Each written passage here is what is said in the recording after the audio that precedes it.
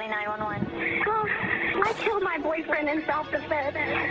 Okay, what's his name? Ryan Carter Poston. He's an attorney in Cincinnati. We are talking about the Shayna Hubers case. How could we not? There was no doubt about who pulled the trigger. This wasn't a whodunit. And I grabbed the gun and I shot him. The question that was left for all of us to decide was the why. Very bizarre. Nothing like I've ever heard before. Miss Huber's psychological condition was seriously abnormal. At any point in time, when you were with Miss Hubers, did you see tears? No, ma'am. This case was about two people who never should have gotten together. Ryan always put pressure on me to orgasm. I thought that she was clingy. I thought she was a girlfriend that couldn't let go. He had a new love interest. That's what sent her over the edge. She was just very, very upset, and she was kind of saying how she was going to kill him. There were only two ways he was leaving his condo that night. Either as Shayna's boyfriend or in a body bag.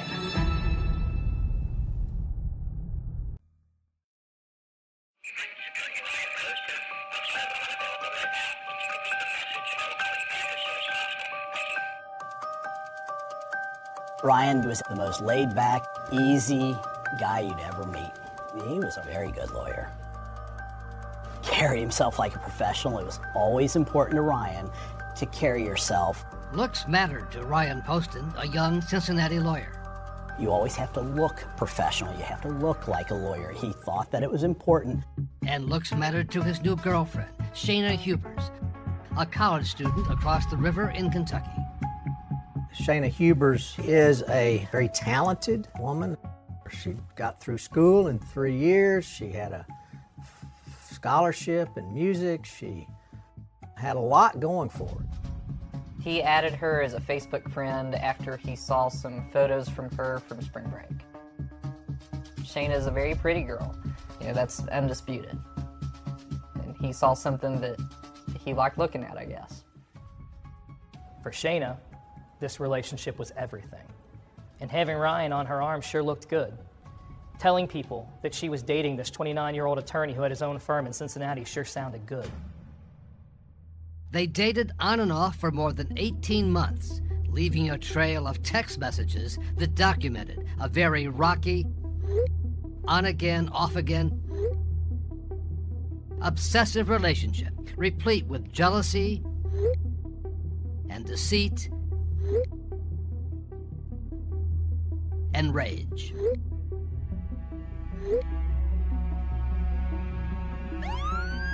A relationship that would end with Ryan Poston dead on his apartment floor and Shayna Hubers on trial for murder. I grabbed the gun and I shot him. In the days leading up to his murder, Ryan was pulling away. I thought that she was clingy. I thought she was a girlfriend that couldn't let go. He didn't want to hurt her feelings. He wanted her nicely to go away. She communicated to her friends that she was losing him, that she thought it could be real this time. We found countless instances where Shayna Hubers would show up at his apartment, somehow get in, and be laying naked on the couch when he came home from work. And Brian just wasn't that into her. She tried everything she could from a sexual perspective to get that interest. It just wasn't working. He had finally found the strength to say he was done. Business was good. His friends were good. And he had a new love interest. That's what sent her over the edge. A former Miss Ohio, Audrey Bolte. Ohio. On the night he would die, Ryan and Audrey were supposed to go on their first date. I think Shayna Hubers would have been upset if Ryan Poston was dating anybody else, but when you throw into the mix the fact that this was a beauty queen, I think that really sent her off. She had downloaded a picture of Audrey when she became Miss Ohio, downloaded that onto her computer just hours before Ryan was shot and killed. It all came to a head just after 8 o'clock on a Friday night at Ryan Poston's apartment in the Cincinnati suburb of Highland Heights, Kentucky.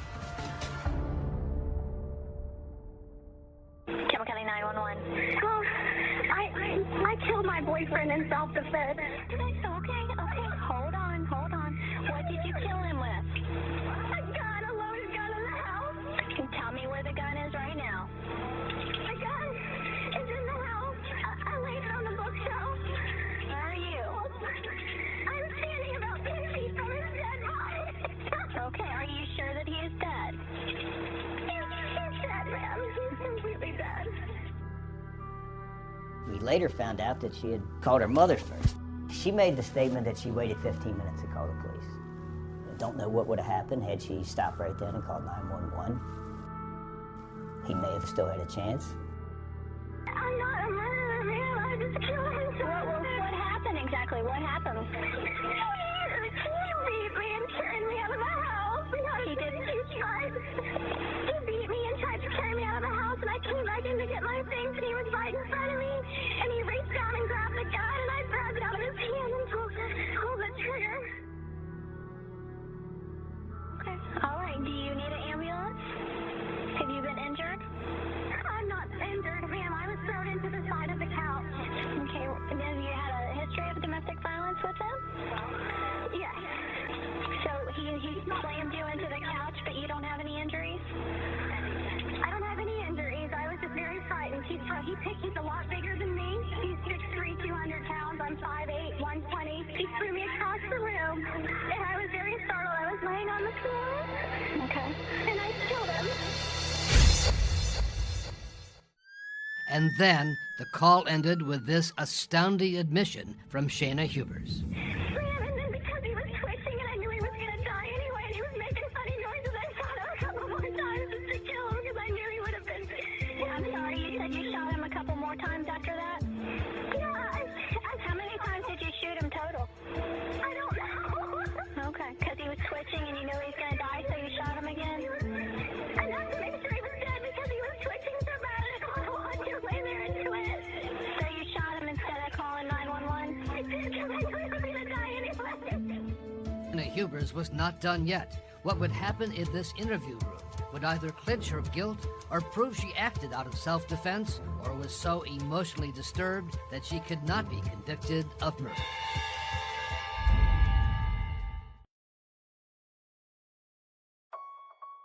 Your name is Shayna? Shayna Huber. The right to remain silent. Anything you say can always be used against you in a court of law. After giving her Miranda, she said that she wanted an attorney, and I pretty much quit asking her questions. She started talking.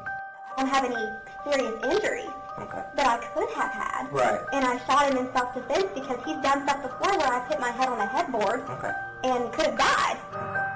She didn't like to be in there by herself. She wanted someone there the whole time to hear her side of the story, to hear her talk. It's really messed up that we had to get into a physical fight and then this had to happen, you know. And if I could go back and go over again, I would rather have my head beat into the coffee table.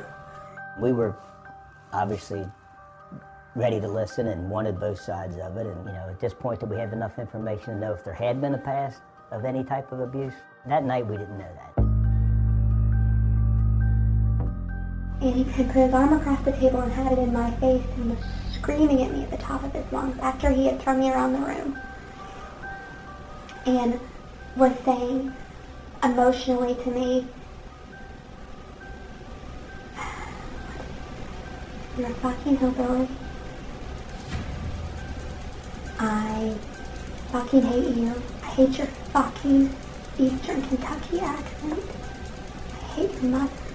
I hate you guys. I hate everything about you for what you are." At one point she said he picked her up and threw her across the room. He was throwing me around the room. And then he drug her out and threw her out the door. You know, there's going to be some red mark and some kind of bruising, something that would indicate there was some struggle. There was nothing like that in this case. And her account of a struggle in the apartment did not match the crime scene photos. Nothing was disturbed on the table. The bookcase had bullets standing on end, had pipes, like smoking pipes, had books. Nothing knocked over.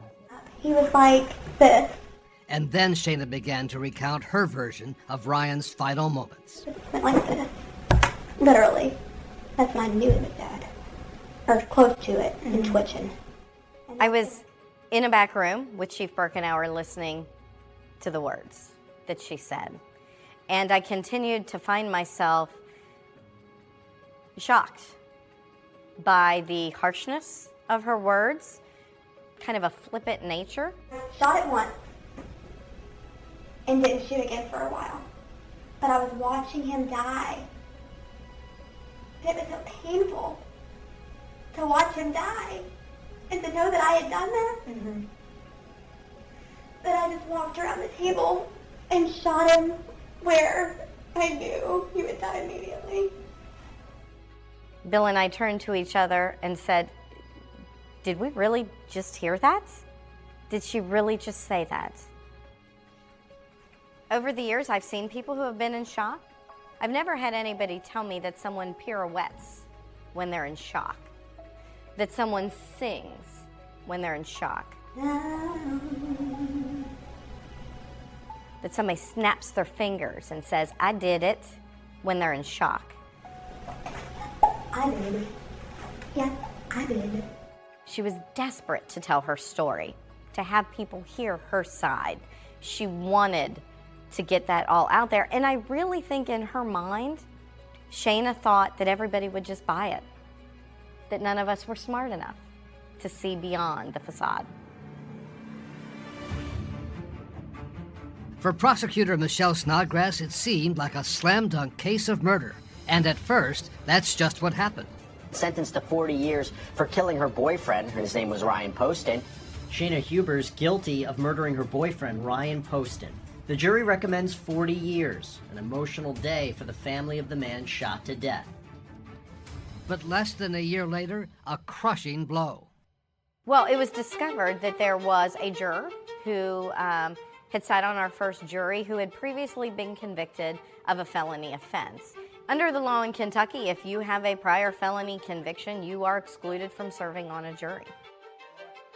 Shayna Huber's conviction was overturned, and the judge ordered a new trial. There was disappointment on our part, but the real struggle for us was the pain for Ryan's family. That closure was torn away from them, that peace of mind was torn away from them, and that they were going to have to undo whatever healing they had done and live it all again. At the Kentucky jail where she had begun serving her 40-year sentence, Shayna Hubers was jubilant. Now she had a new chance to tell her story, a new chance for freedom. This was her last chance. We had no idea what direction her defense was going to go. We had no idea what she might take the stand and say. We knew all bets were off.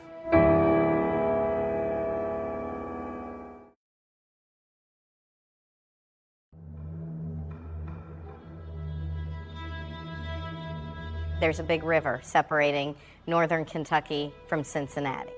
You will find on juries here, as opposed to possibly over the river in a bigger city, that people believe in more traditional values. People expect people to conduct themselves in a certain way. All rise. But there would be nothing traditional in this trial. To is now in session. I will stand out preside.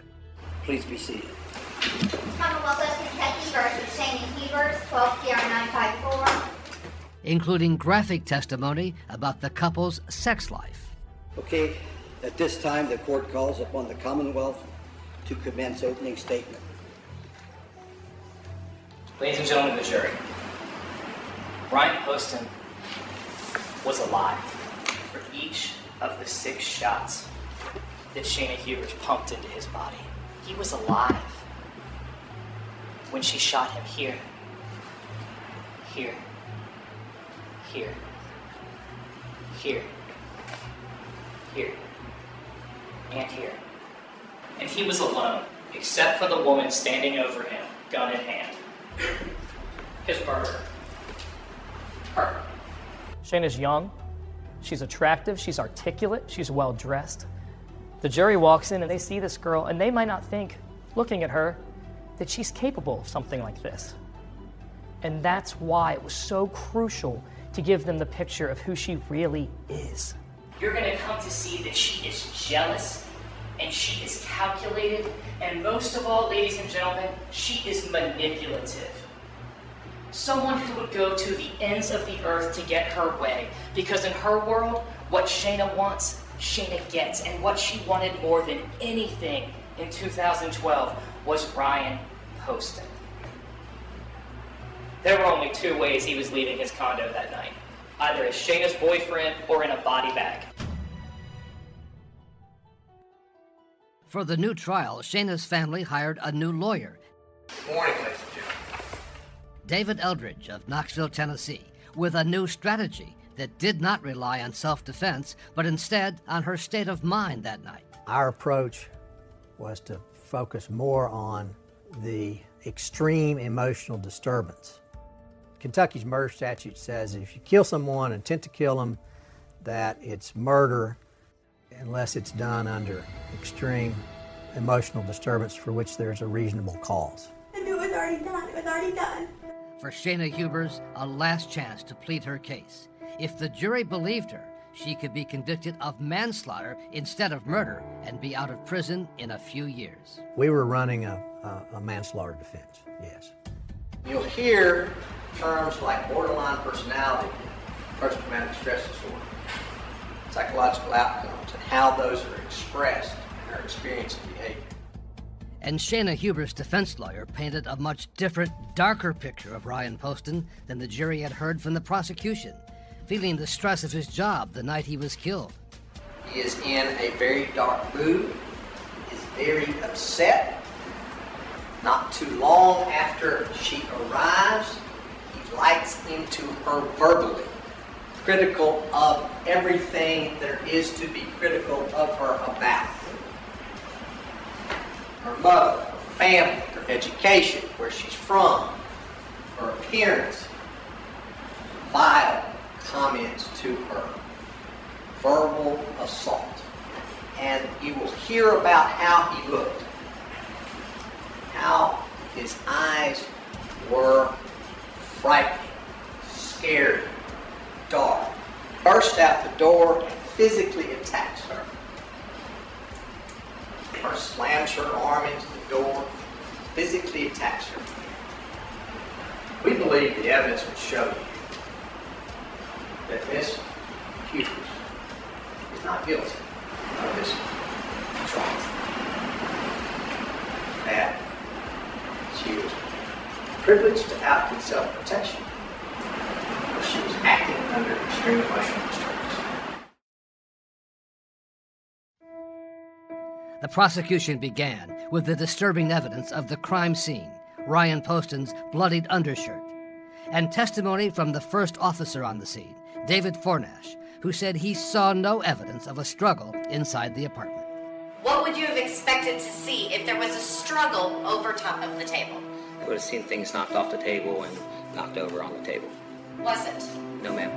Was anything knocked over? No, ma'am. One last question. At any point in time, when you were with Miss Hubers, did you see tears? No, ma'am. Nothing further.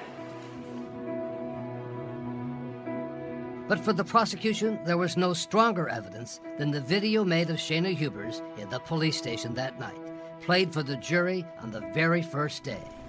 They saw her dancing, her singing, her admissions. Yes, I did. Her lawyers tried to put the best face on it, saying it supported the theory of emotional disturbance. I think it's just bizarre behavior, brought on by the stress of what she's gone through and her own psychological condition. Even so, Because I didn't want to watch him die.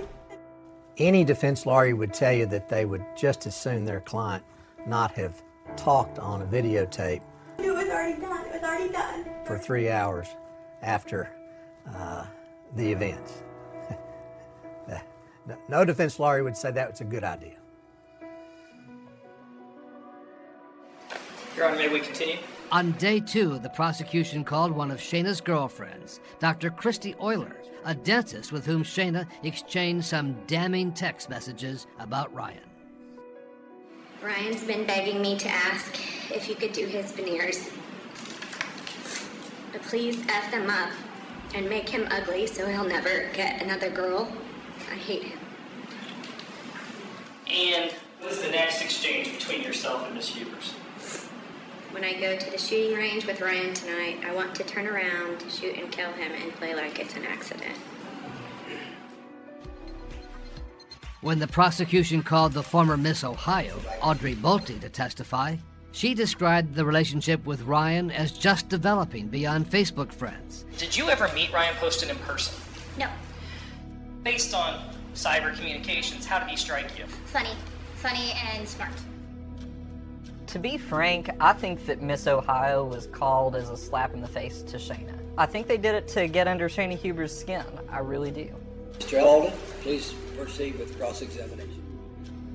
Shayna Huber's lawyer used the beauty queen's testimony to show how Ryan was two-timing Shayna.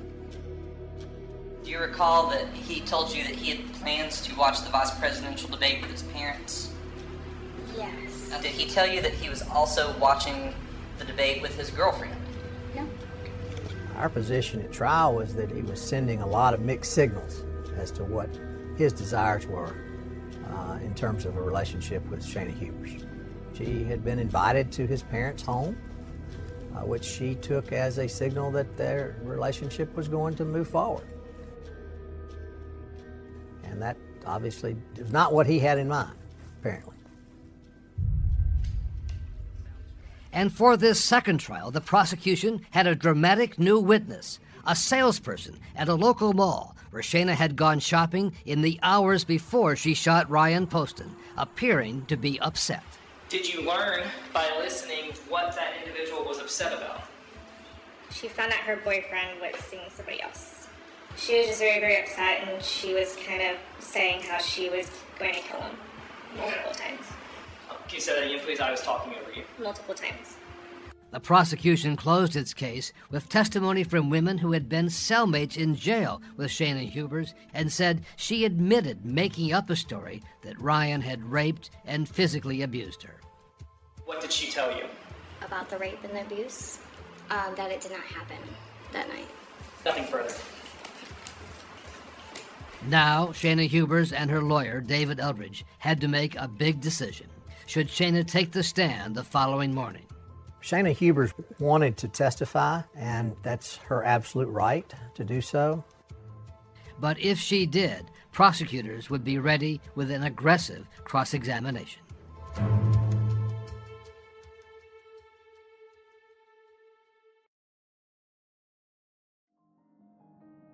The defense of Shayna Hubers started strong, with neighbors who lived in Ryan Poston's apartment complex, Would you raise your right hand? and helped to back up Shayna's claim that she had been abused months before by Ryan. This summer, she came to my door and was crying, and so I let her in, and she had like a red mark on her arm, right in here, maybe about the size of a handprint. Okay.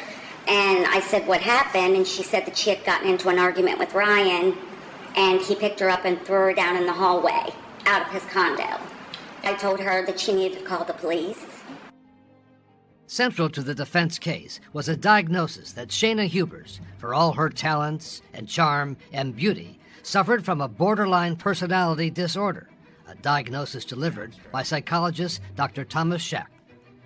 My opinion is that at the time she shot Mr. Poston in 2012, Ms. Huber's psychological condition was seriously abnormal. And you also learn that the effects of borderline personality disorder are most intense in the early to mid-20s. And so she was at a particularly vulnerable time in her life. Okay, your next witness. In order to run that defense, Time. I call Shayna Hubers. it was, for all practical purposes, necessary for Ms. Shayna Hubers to testify.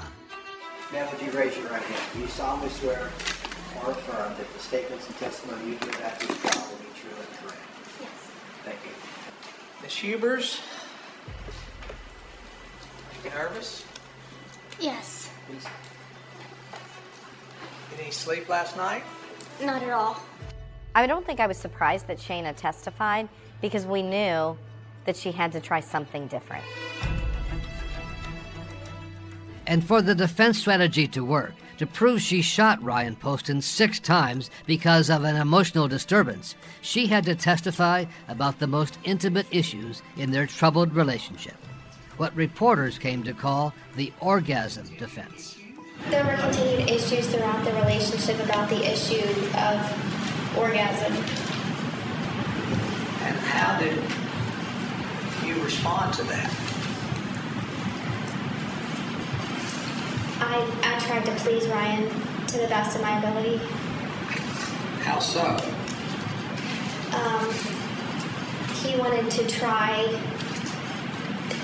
different things, and he ordered different things off the internet to help me achieve orgasm. It was something we just had to talk about. She obviously knew that would have to be a part of our discussion. It was not something that she relished by any stretch of imagination. It was not something I relished, talking to a group of strangers about such personal things. Was there any other thing that Mr. Poston encouraged you to do in relation to your ability to orgasm? Yes, sir. And what was that? He wanted me to obtain a G-shot injection inside of my vagina, and I'm sure nobody knows what that is. I didn't know what it was. It's a collagen injection inside of your G-shot, inside of your body. There is no doubt that they tried to imply that Ryan had been emotionally abusive to Shayna. There is no doubt that's where they were going. He screamed at me, "You're a up person, and you're a person because you were touched when you were a little girl, and that's why you can't orgasm, and that's why I can't love you, and that's why no one will ever be able to love you." And then her dramatic version of what happened that night at Ryan Poston's apartment, a violent argument over breaking up. I remember trying to stand up where I was sitting on the floor, and Ryan pushed me back down by my chest. He put his hand on my chest and pushed me back down onto the floor. And I was crying, and I was hysterically crying, and I recall Ryan standing over me and grabbing the gun that was sitting on the table and pointing it at me and saying, "I could just kill you right now and get away with it. Nobody would even know." How did you react to that? I was shocked. I was afraid. I didn't understand what I had done to deserve any of this. Okay. Tell the ladies and gentlemen of the jury what happened. He set the gun back down on the table, and he walked around the table, and he was still talking, and he was still saying hurtful things. I don't remember exactly what. And he was standing up from the chair, and he was reaching across the table, and I don't know if he was reaching for the gun or reaching for me, but I was still sitting on the floor at this point in time, and I got up off the floor, and I grabbed the gun, and I shot him. Yeah, she could play a part for the jurors, for the judge, for the TV cameras. And Commonwealth Attorney Michelle Snodgrass was ready for the cross-examination. Well, we prepped for years for Shayna Hubers to be cross-examined. We had spent 7 years. 7 years we had been pouring through this material. Michelle, Cheryl, and I, and Bill Birkenauer knew this case so well that no matter which direction they went, I knew that we would have something to fight. And it kind of all culminates in that one moment when you actually have the ability to cross-examine the murderer. Hard for you, isn't it true, ma'am, when things end in a way that you don't want them to? Sure, that's difficult for me. Using some of the thousands of text messages between Shayna Hubers and Ryan Poston to challenge the claims that Ryan was the sexual aggressor. If you would read those messages.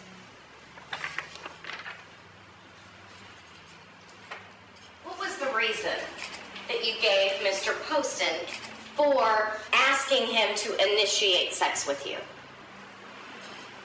I said I didn't want to force myself on him. Any more? Was that also on there? Yes. Yeah, any more. You didn't want to have to force yourself. Objection, Judge Tippett. I'm sorry, I was withdrawn. Thank you, ma'am. And another from Ryan to Shayna to show he was not the callous brute she had described. What did he say? Tell the jury what he said to you. I I know you did, and I really appreciate all of it, but it really makes it that much more apparent to me that you should probably be pursuing a relationship with one of those guys you were telling me about a couple of weeks ago. Okay. It is always, always nerve-wracking to have a client be cross-examined, no matter the circumstances. Especially when the questions turn to that tape of Shayna Hubers in the police interrogation room and her disturbing attempt at humor over the bullet she fired into Ryan's face. And I will never forget when she said that she gave him the nose job that he always wanted. He's very vain. One of our last conversations we had that was good was that he wants my best friend who's a dentist to do his veneers and wants to get a nose job. Just that kind of person. And I shot him right here. I gave him his nose job. He wanted. Nothing with Shayna surprises me. Any chance to be heard? I think there are true people that are sociopaths, that have no concern, no empathy for anyone else. And that's what I thought I was looking at. The prosecution wanted to show she was coherent throughout, hardly crazed or out of her mind. I don't think that what I did was necessarily, completely wrong, you know? I'm not saying that my statements weren't coherent. I'm saying my mindset wasn't completely coherent. But there were some things throughout the course of your statement that were consistent. Okay. And seeing him twitch and it being painful for you was one of those things that was consistent and said by you over and over again. I said that. And because you didn't want to watch him die, you shot him more times, in your words, to the point where you knew he was dead. I said those things. Is that similar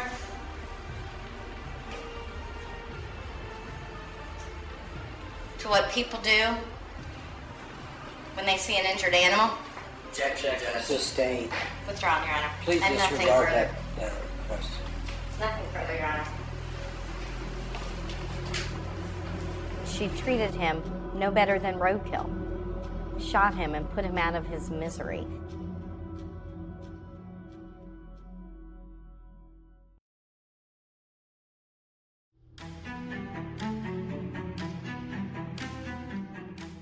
All rise. Kent County Circuit Court Division 2 is now in session. Ladies and gentlemen, at this time we will begin closing arguments, and by rule, the defendant goes first. Ladies and gentlemen of the jury, we have told you the truth about Shayna Hubers.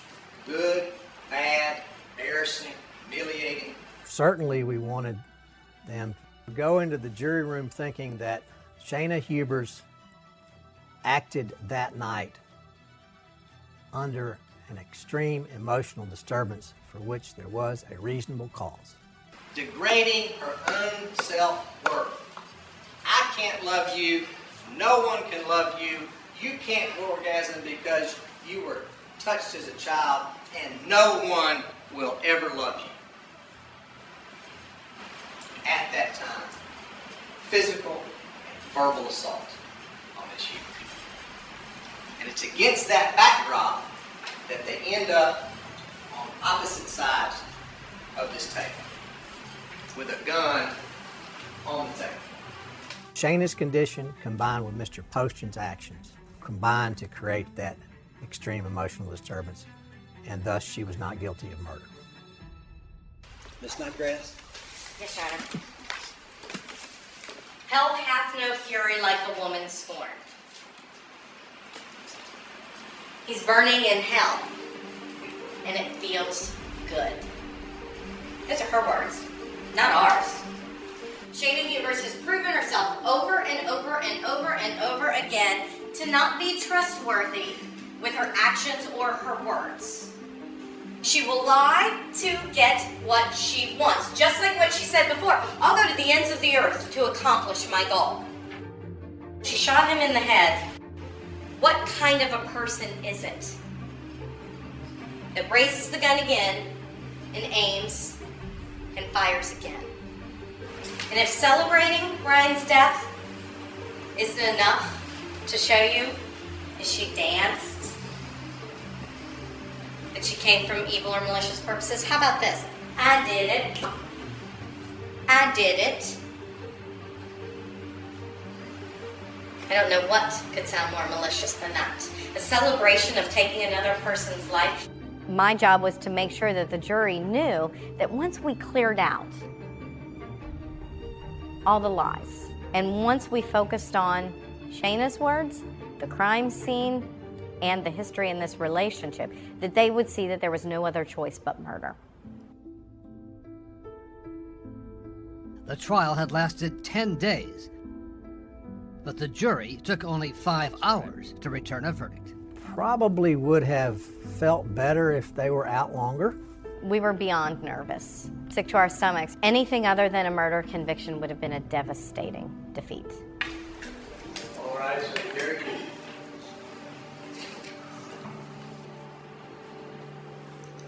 Is what you have the jury's verdict in your hand? Yes. Okay, would you give that to the bailiff, please? Thank you.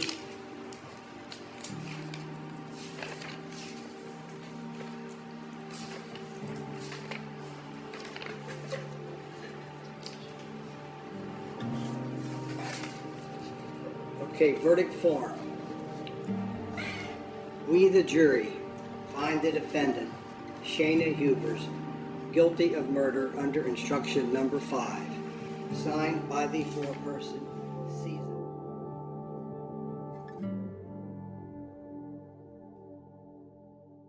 But the real drama was yet to come. When the murder conviction came back, that was great and all, but that was just the first hurdle. Now it was time for sentencing. In Kentucky, when an individual is found guilty of murder, they can be sentenced to 20 to 50 years or life imprisonment. That was the range that the jury was given. And prosecutors felt anything less than the 40 years she had received in the first trial would be a defeat. We all agreed life was the goal this time. Not a murder conviction, not 40 years. It was life this time. And prosecutors called Ryan Poston's family, his sister and parents, to make sure the jurors understood the grief and emotion that his family still felt, even years after he was murdered. Are you related to Ryan? Ryan's my brother. Explain to the jury what you have with you. Because I'm 30 years old, I don't need to bring a teddy bear up with me. This teddy bear was made by Jay's sister. This is Ryan's shirt.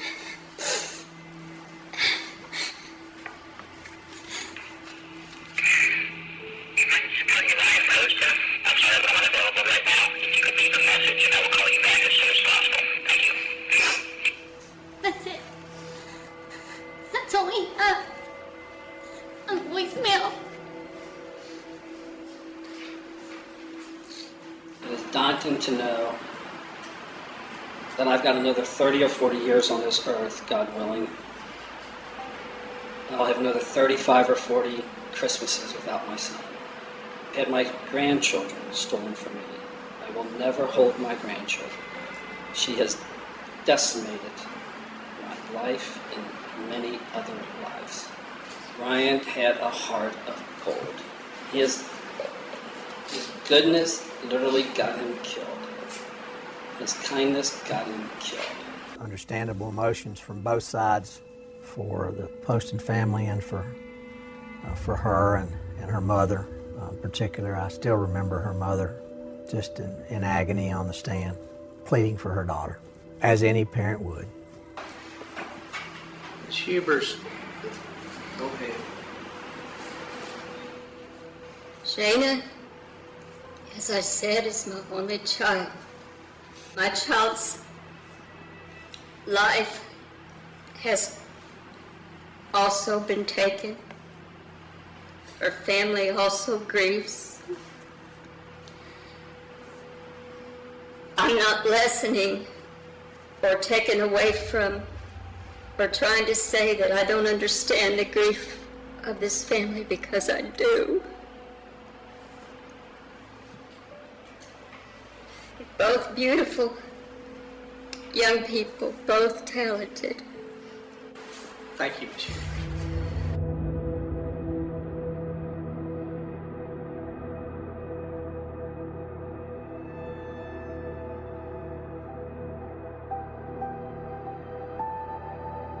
Again, it only took the jury a few hours to reach a decision. And do you have the verdict form? Yes. Would you please give it to the bailiff? Thank you. We, the jury, fix the defendant, Shauna Huber's punishment for the offense of murder at life imprisonment. Signed by the foreperson. That was what this was all about. That simple word, life. When the jury came back and they read the recommended sentence of life, that simple word was a moment that I don't think many people in this courtroom will forget. There were tears, there were hugs, and there was gratitude. So was there justice? How do you get justice for a life that was taken far too early? There is no satisfaction. You think there's some kind of relief for it, there's no relief. This is going to sound harsh, but I hope her day today is worse than it was yesterday, and I hope tomorrow is worse than it is today.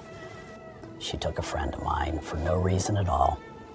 There'd be no penalty severe enough for there to be justice.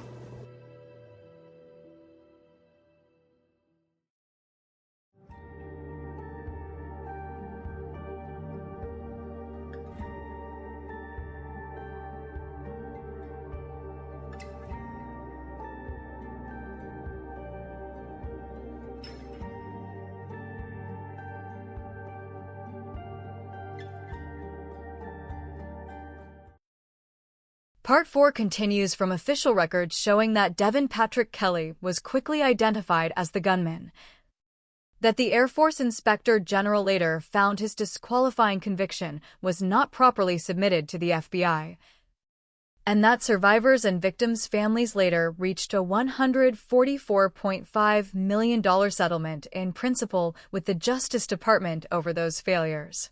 Dodie G. Mill 1. Part 4. Identifying the perpetrator. In some murder cases, identifying the perpetrator is a slow act of excavation. Investigators begin with a body, a scene, a handful of witnesses, a rumor, a trace of blood, a vehicle seen too late. And they dig for months or years until the person behind the violence finally emerges. Sutherland Springs was different. The man who attacked First Baptist Church did not remain hidden. He did not become a ghost suspect, a faceless figure in a sketch. A name whispered through a rural county, but never proven. His identity came into focus quickly after the massacre, not because the investigation was simple, but because the violence had unfolded in public, because civilians confronted and pursued him, because his vehicle and body were found after the chase, and because the trail back to him was immediate and direct. Devin Patrick Kelly became the name attached to the crime, but naming him did not end the investigation. It only opened the more painful work of identifying everything that had made his arrival possible. In this case, the perpetrator was a person, but he was also the endpoint of a chain. Domestic violence, military discipline, missing federal records, firearm purchases, threats, grievance, and a small church that became the place where all those failures converged. To identify him properly is not to give him the center of the story. It is to strip away any false mystery around him and place him in the record as he was. A violent man with a documented history, a man whose past should have blocked his access to weapons, a man whose personal rage expanded into communal death, a man who left behind not only bodies in a sanctuary, but hard questions about the systems that failed before he reached it. The first layer of identification was physical and immediate. After the attack at the church, Kelly fled in a vehicle and was pursued by Stephen Williford and Johnny Langendorf. Williford, alerted by the sound and reality of the attack, confronted him outside the church with a rifle and fired at him. Langendorf then drove as Williford joined him in the pursuit. The chase carried the aftermath away from the sanctuary and onto the rural roads beyond Sutherland Springs, turning the final phase of the incident into a moving scene of pursuit, fear, speed, and desperation. Kelly's vehicle eventually crashed. He was found dead, and public investigative accounts state that he died from a self-inflicted gunshot wound, with earlier injuries from the confrontation also part of the sequence. That ending meant law enforcement did not have to search for him across a city or across state lines. It also meant he would never sit in an interview room, never be questioned, never be forced to account for his choices in a court of law. His identification was therefore certain in one sense and incomplete in another. Investigators could identify the body, trace the weapons, reconstruct the route, and link him to the attack. What they could not do was make him speak. The dead perpetrator became evidence, but not a witness. His body answered who. It did not answer enough of why. The next layer of identification lay in his connection to the church. Kelly's mother-in-law was associated with First Baptist Church, though she was not present during the attack, and public officials later described the massacre as linked to a domestic dispute rather than a general attack on religion. This detail is essential because it places the crime inside a pattern increasingly visible in mass violence, private grievance becoming public punishment. The church was not chosen randomly from all possible places. It was connected to a family conflict, to an anger that had personal roots.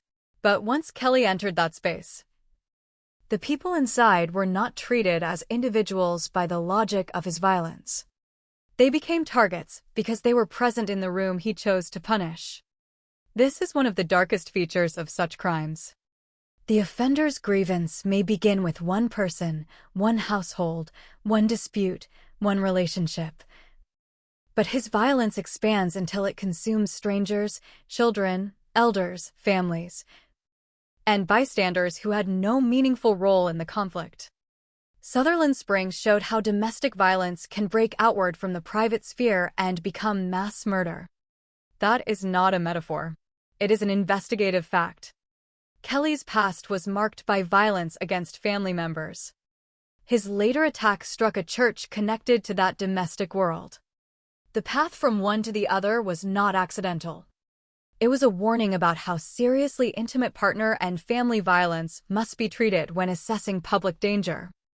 To identify him as the perpetrator is also to identify the old violence that preceded the new violence.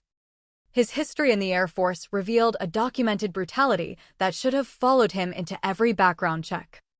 Kelly had been court-martialed in 2012 for assaulting his wife and stepson, and the conviction was serious enough to disqualify him from buying firearms through proper federal reporting.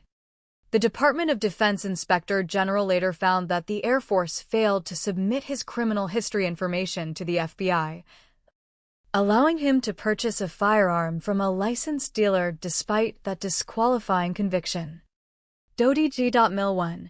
This failure made the identification process larger than the man himself. Once investigators established that Kelly was the shooter, they had to identify how he obtained the weapons. Once they traced the weapons, they had to identify why the background check system did not stop him. Once they looked at the missing record, they had to identify who had failed to send it. When the failure occurred, and whether it was isolated or part of a broader institutional breakdown, the case moved from blood evidence to database evidence. The church floor told investigators what happened on November 5th. The missing Air Force submission told them what had failed years earlier. Both were part of the same story. A perpetrator is not only identified by his face and fingerprints. He is identified by the records he leaves behind, the systems he passes through, the warnings he generates, and the barriers that should have stopped him but did not.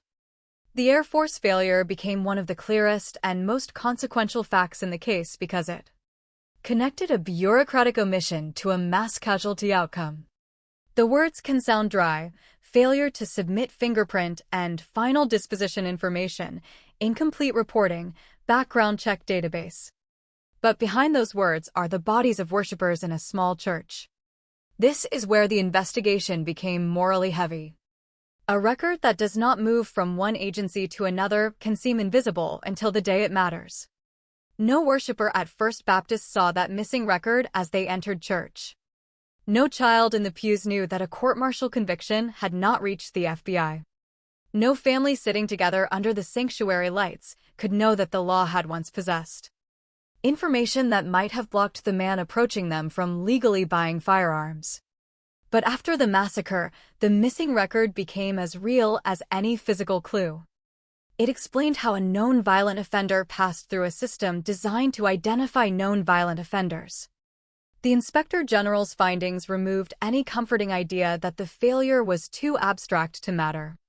Kelly was able to purchase a firearm despite a disqualifying conviction because the required information was not properly reported.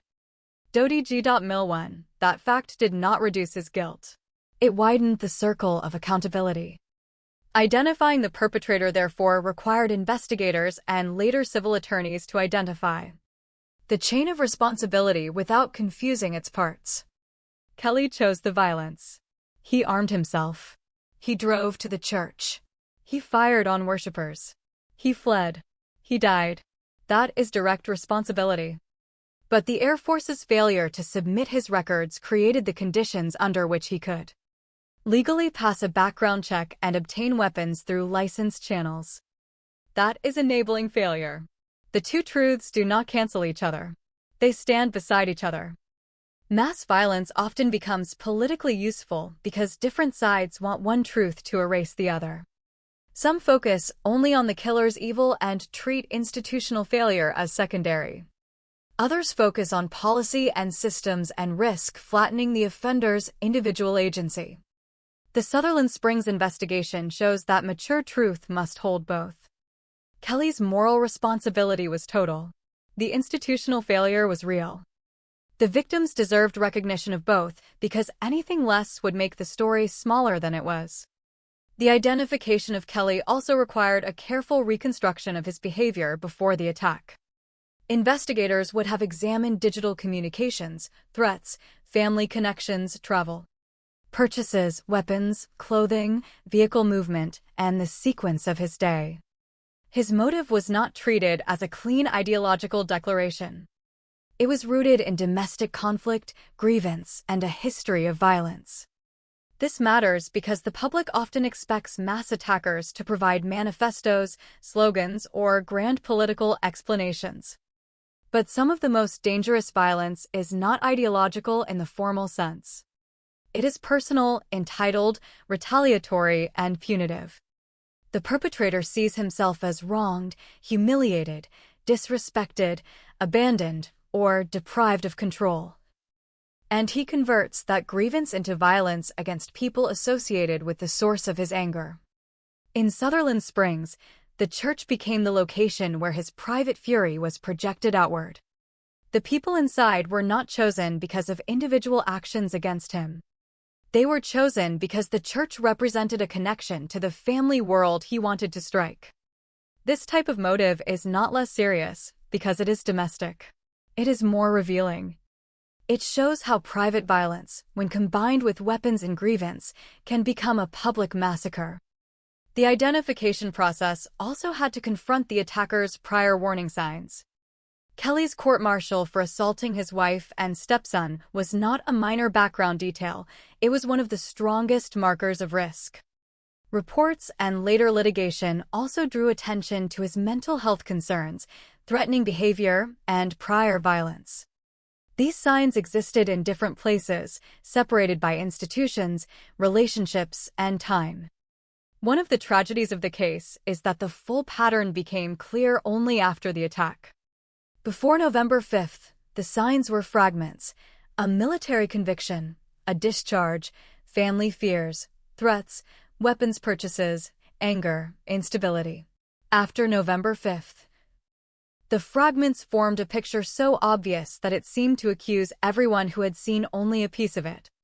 But hindsight has a cruel clarity. It arranges the past into a straight path toward the disaster. Prevention must work without that advantage. That is why systems matter. A background check database exists precisely because no single gun seller can know a buyer's hidden history. Military reporting rules exist precisely because a conviction inside the armed forces must have consequences beyond the base. Domestic violence prohibitions exist because prior violence against intimate partners and children is a serious predictor of danger. In Kelly's case, those systems did not connect properly. Identifying him as the perpetrator meant identifying the failed connections between his known past and his later access to weapons. The civilian confrontation outside the church added another important layer to the identification and reconstruction. Stephen Williford heard the attack and responded from nearby. He did not know the full situation when he moved toward the danger. He knew enough to understand that lives were at stake. His exchange with Kelly outside the church altered the attacker's exit and forced him into flight. Johnny Langendorf, driving nearby, became part of the pursuit when Williford approached him for help. Together, they followed the fleeing attacker until Kelly crashed. Their actions helped establish the final movement of the perpetrator, and their testimony became part of the timeline that investigators needed. The pursuit did not identify Kelly in the abstract, it fixed him in motion. It showed where he went after the attack, how he left the scene, when the chase began, and where it ended. It also complicated the public meaning of the case. Some people emphasized Williford's armed response as the decisive lesson. Others emphasized that the response came only after mass death had already occurred and that the deeper failure was Kelly's ability to acquire firearms despite a disqualifying conviction. The evidence supports both recognition and limitation. Williford and Langendorf acted with extraordinary courage. Their actions may have prevented further harm, but their courage was forced into existence by failures that had already allowed the killer to reach the sanctuary. A complete identification of the perpetrator includes both the confrontation that stopped his movement and the institutional breakdown that failed to stop his access. The investigation also had to identify whether anyone else was involved. In mass shootings, especially when the perpetrator dies, authorities must quickly determine if there are additional suspects, accomplices, threats, or coordinated plans. This requires examination of phones, computers, messages, social media, purchase records, travel history, and interviews with family and acquaintances. Public understanding of Sutherland Springs centers on Kelly acting as the lone gunman, but that conclusion had to be established, not assumed. Investigators needed to know whether he had told anyone, whether anyone had encouraged him, whether anyone supplied resources, whether anyone else posed a danger. The immediate identification of Kelly did not remove the need for broader threat assessment. In the first hours after mass violence, communities are often terrified that a second attacker may exist, that additional locations may be targeted, that the danger has not ended. Law enforcement had to secure not only the church, but the surrounding area and the informational environment. Rumor travels quickly after catastrophe. Names are misreported. Casualty counts shift. Motive is guessed at before evidence is stable. In Sutherland Springs, investigators had to build clarity while the country demanded immediate answers. The perpetrator's death meant there would be no courtroom confession, but evidence could still identify his intent through pattern. Threatening messages connected to his domestic grievance, his selection of the church, his weapon preparation, his approach, and his attack sequence all pointed toward a planned act rather than a sudden outburst. Planning matters because it reveals opportunity for interruption. A planned attack has steps. Each step may leave evidence. Each step may involve choices that could have been noticed: weapon purchase, travel, communication, surveillance or familiarity with the target, escalating threats, and final movement toward the location. After the fact, investigators can reconstruct these steps in painful detail. Before the fact, prevention depends on recognizing them early enough. In Kelly's case, the most obvious preventable step was firearm access through licensed purchase after a disqualifying conviction. That step should not have been available to him. The fact that it was available became one of the strongest reasons the case moved into civil litigation and federal accountability. The Department of Justice later reached a settlement in principle with victims and relatives for $144.5 million, a figure that acknowledged the scale of legal responsibility attached to the government's failure. The Washington Post, too, money could not restore the dead. But the settlement signaled that the missing record was not merely an administrative embarrassment. It was a failure with human consequences measured in lives. Identifying the perpetrator also meant identifying what he was not. He was not a representative of the community he attacked. He was not a symbol of rural Texas. He was not a mysterious genius, not a mastermind, not an unknowable force of evil. He was a man with a history of violence who was able to transform that violence into mass death. This distinction matters because mass shooters often try, through their actions, to make themselves larger than the people they kill. They force their names into the public record. They turn ordinary places into references to themselves. They attempt, whether consciously or not, to make the world remember them through the scale of harm. A responsible investigation must name the perpetrator accurately. But a responsible narrative must not magnify him beyond the truth. Kelly's importance lies in what his case reveals: the lethal intersection of domestic abuse, firearm access, institutional record failure, and retaliatory grievance. His name belongs in the story because he killed 26 worshippers and wounded 22 others. It does not deserve the emotional center. The center belongs to the victims and to the lessons that might prevent another sanctuary from becoming a crime scene. The victims themselves helped identify the nature of the crime through the pattern of loss. The church was small, and the number of casualties was devastating relative to the congregation and town. Multiple members of the same families were killed. Children were among the dead. The pastor's daughter was killed while her parents were away. The Holcomb family suffered losses across generations. The victim pattern showed that Kelly's violence was not selective in the way a one-to-one domestic attack might be. He chose a location connected to his grievance, then attacked the congregation as a whole. This pattern is important for understanding perpetrator psychology. He did not enter to confront only one person. He entered to destroy. His violence had the character of collective punishment, a desire to make the room itself suffer because of what the room represented to him. That is why the church setting cannot be separated from the motive, even if the motive was domestic rather than theological. The sanctuary was both a target of opportunity and a symbolic extension of his grievance. It held people connected by faith and community to the family world he wanted to harm. He turned their trust into vulnerability. He used the structure of worship, the gathered bodies, the predictable Sunday routine, against them. In that sense, the crime was intimate and public at the same time. The investigation into his weapons reinforced the central finding about failed prohibition. Kelly used firearms that he had been able to obtain despite his disqualifying background. The Air Force's failure to report his conviction meant that federal background checks lacked the information needed to stop purchases from licensed dealers. Dodie G. Mill to investigators and later courts, that was not an abstract policy debate, it was a factual pathway. The weapon in the church was connected to a purchase. The purchase was connected to a background check. The background check was connected to missing military records. The missing records were connected to a conviction for violence against family members. The conviction was connected to the same violent pattern that later exploded in the church. The chain is chilling because each link is understandable. None requires conspiracy. None requires secrecy.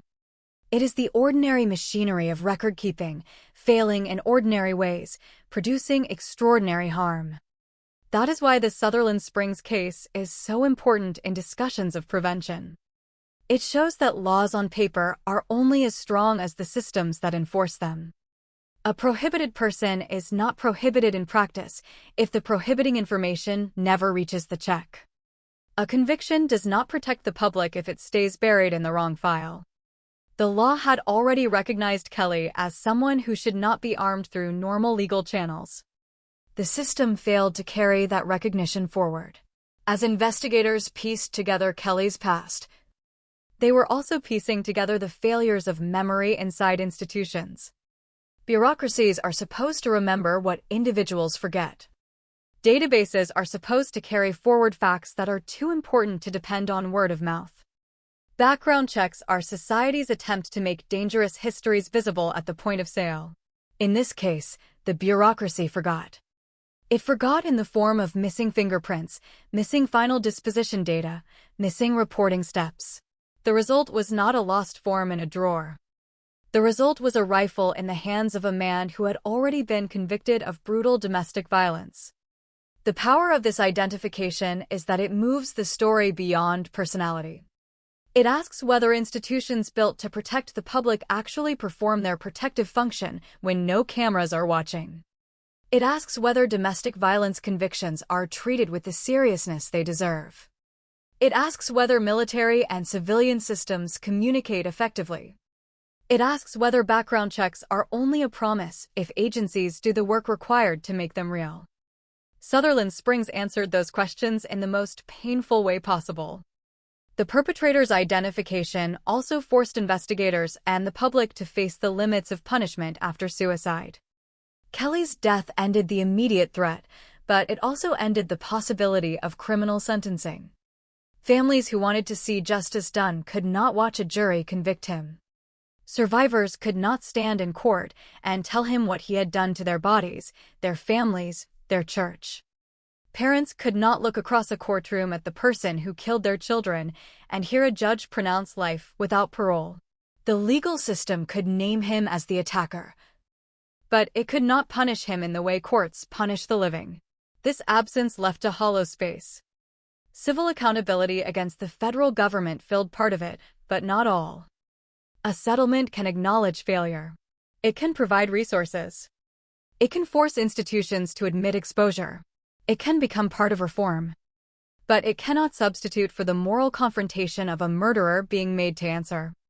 This is one reason mass shootings ending in the perpetrator's death leave a community with unresolved anger.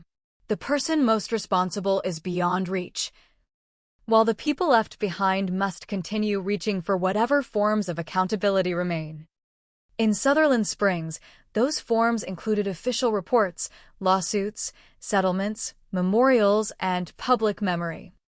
Identifying the perpetrator, then, was not a triumphant detective moment. It was the beginning of a colder recognition.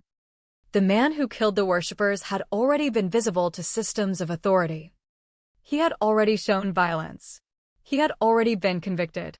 He had already been separated from the Air Force.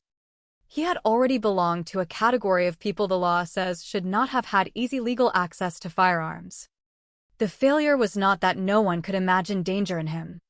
The failure was that danger was not translated into effective prevention. That is a different kind of horror from a wholly unpredictable attack. It carries a sense of preventable loss.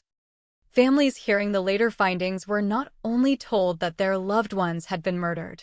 They were told, in effect, that a system had once held a key piece of information and failed to put it where it needed to go. This does not mean anyone could have predicted the exact church, the exact hour, the exact victims. It means a legal barrier that existed for a reason was not enforced because the necessary record was absent. The perpetrator walked through that absence. The final identification of Kelly as the attacker did not restore order to Sutherland Springs, because the order had been broken in too many places. It did not restore the trust of a congregation that had been attacked during worship.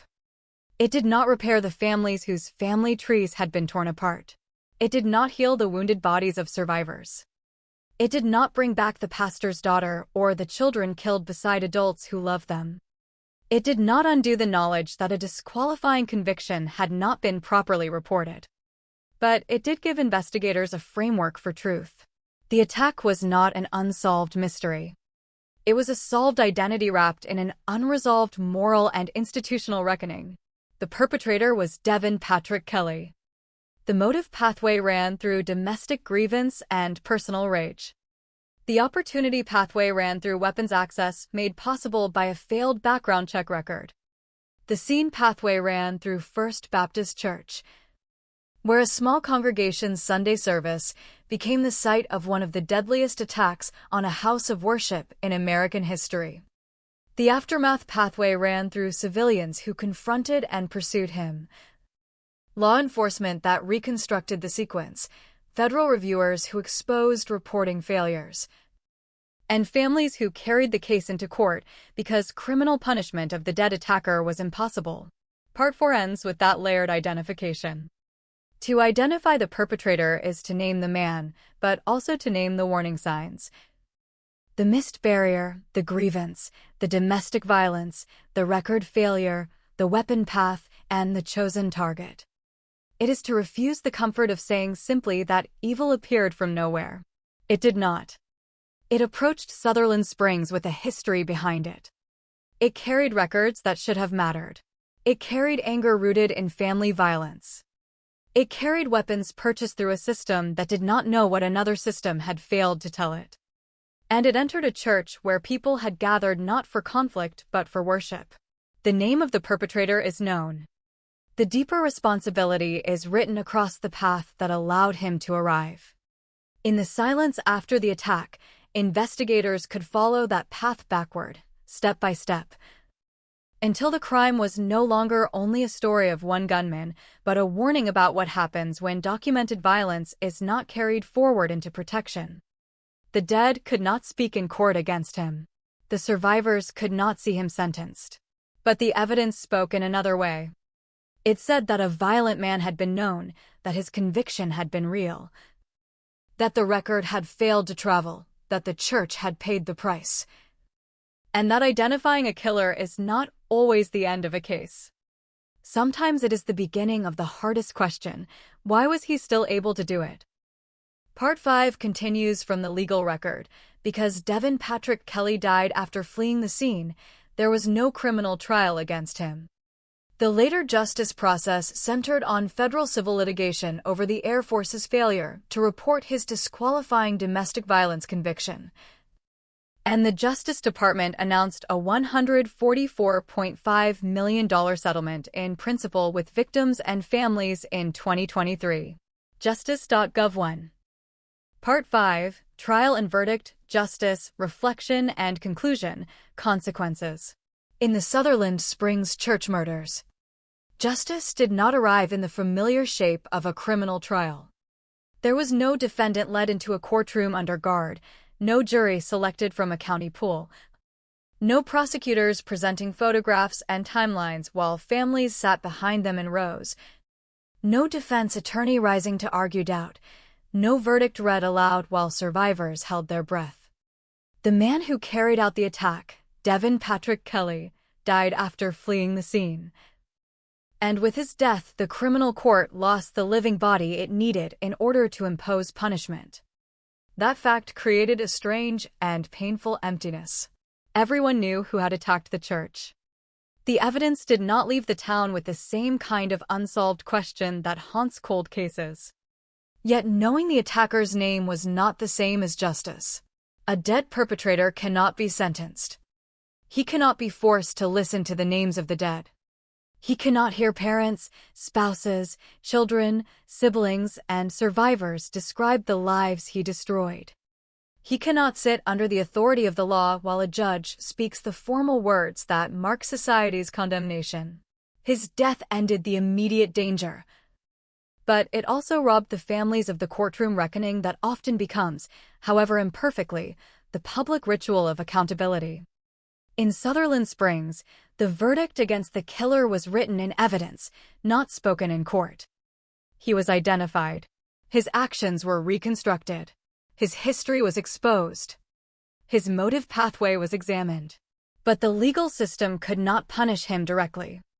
That meant the search for justice had to turn toward another question. If the killer could not be tried, who else, or what else, could be held accountable for the path that allowed him to reach First Baptist Church armed and prepared to kill?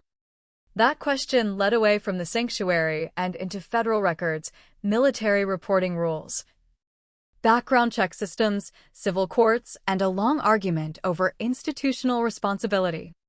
The families and survivors were forced to pursue justice not only for the violence itself, but for the failure that allowed a known domestic abuser with a disqualifying conviction to buy the weapons used in the attack.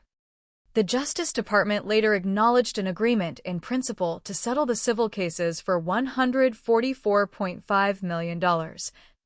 After litigation over the Air Force's failure to submit required information to the FBI background check system. Justice.gov 1. That settlement did not mean the grief was priced. It did not mean a child's life could be converted into a figure, or that parents could deposit money and receive peace in return. Civil settlements are often misunderstood because they use numbers to address wounds that numbers cannot measure. But in the absence of a criminal trial, the civil case became one of the only formal ways for the victims' families to make the government's failure part of the permanent record. The courtroom, in that context, did not serve to convict Kelly. It served to examine the system behind him. The Air Force had court-martialed Kelly in 2012 for assaulting his wife and stepson, and that conviction should have been sent into the federal background check system. The Department of Defense Inspector General later found that the Air Force failed to submit the required fingerprint and final disposition information to the FBI. SecretService.gov 2. In a true crime story, a missing report can seem less dramatic than a weapon, less visible than a broken window, less emotionally immediate than a witness statement. But in Sutherland Springs, the missing record was one of the most devastating clues in the entire case. It was a quiet failure that became loud only after 26 worshippers were dead and 22 others were wounded. It revealed that the law had already marked Kelly as someone who should not have passed through the system like an ordinary buyer, yet the system did not carry that mark forward. The legal aftermath, therefore, asked a hard question of the federal government. When a dangerous person is known, documented, convicted, and legally disqualified, what is the value of that knowledge if the agencies responsible do not transmit it? For the families, this question was not abstract. It lived in the empty chairs at dinner tables, the hospital beds, the graves, the missing children, the widowed spouses, the silent church pews, and the anniversaries that returned every November. The civil proceedings did not create the kind of justice people recognize from criminal dramas. But they did something essential. They forced the machinery of prevention into public view. They showed that background checks are not magic doors that close by themselves. They depend on records. They depend on agencies doing ordinary work correctly. They depend on domestic violence convictions being treated as serious warnings, not as paperwork left behind in a military file. When that work is not done, the protection becomes illusion. The worshippers of First Baptist Church paid the price for an illusion they did not create. The verdict in the civil sense was not a verdict against a murderer, but against the false comfort that systems are functioning simply because they exist. A system that fails to remember danger cannot protect the people who never knew danger was coming. The government's later settlement in principle was large, but the number itself cannot carry the moral weight of the case. It represented recognition, responsibility, and compensation, but not restoration. No settlement could return Annabelle Pomeroy to her parents. No settlement could restore the Holcomb family members killed across generations. No settlement could heal the wounded bodies of those who survived or remove the images carried by witnesses. No settlement could give back the Sunday morning before the attack, when the congregation was still whole and the church still felt like a place where vulnerability belonged. Legal money can pay for medical care, support survivors, acknowledge liability, and create an official record of failure. It cannot rebuild the inner world destroyed by mass death. This is one of the central truths of justice after massacre. The law can assign responsibility, but it cannot make the loss proportionate. There is no proportion.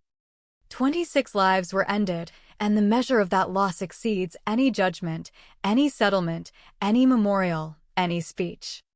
The law can respond. It cannot balance the scales. The consequences in Sutherland Springs were immediate and long-lasting. In the first days, The town was filled with emergency vehicles, investigators, media crews, officials, and mourners.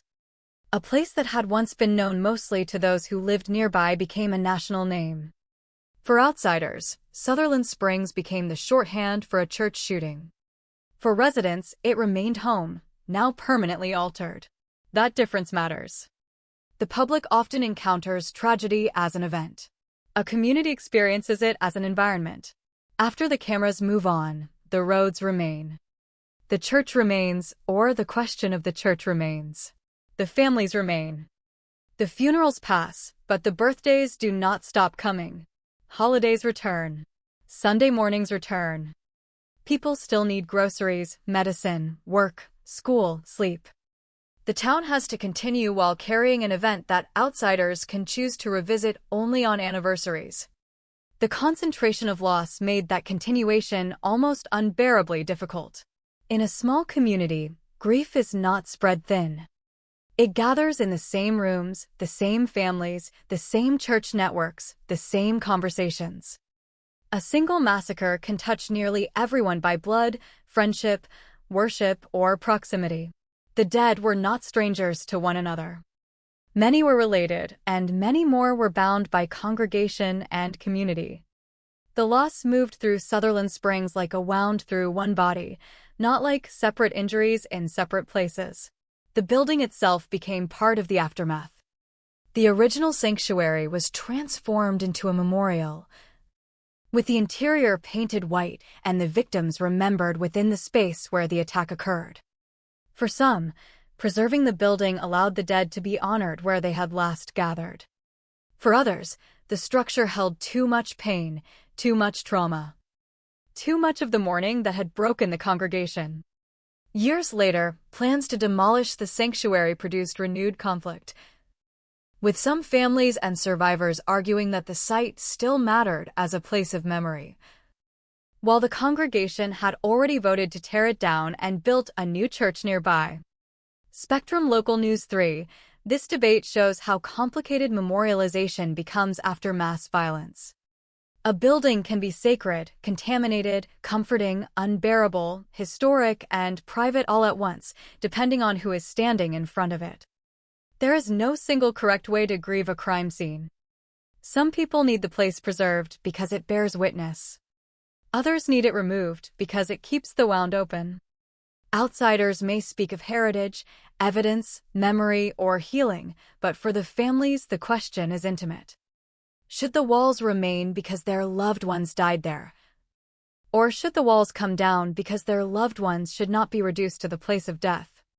The Sutherland Springs Sanctuary became a physical form of a question every community touched by mass violence must answer: what do we do with the room afterward?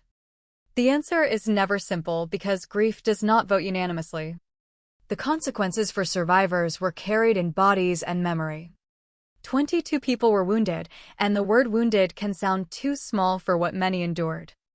A wound may mean paralysis, surgeries, chronic pain, physical limitation, visible scars, hidden nerve damage, fear of sudden noises, panic in crowded rooms, or the permanent knowledge of what it felt like to be inside a sanctuary under attack. Survivors may be praised publicly for resilience, while privately living with exhaustion that never fits neatly into speeches. They may feel gratitude for life and anger about what life has become. They may carry survivors' guilt, wondering why they lived when a child beside them did not, why they were absent when others attended, why a slight change in seating or timing made the difference between death and survival. Trauma after mass violence is not a single emotion. It is a weather system. It can be calm for days and return without warning through a sound, an anniversary, a smell, a hymn, a news alert, a church door, or a child's voice.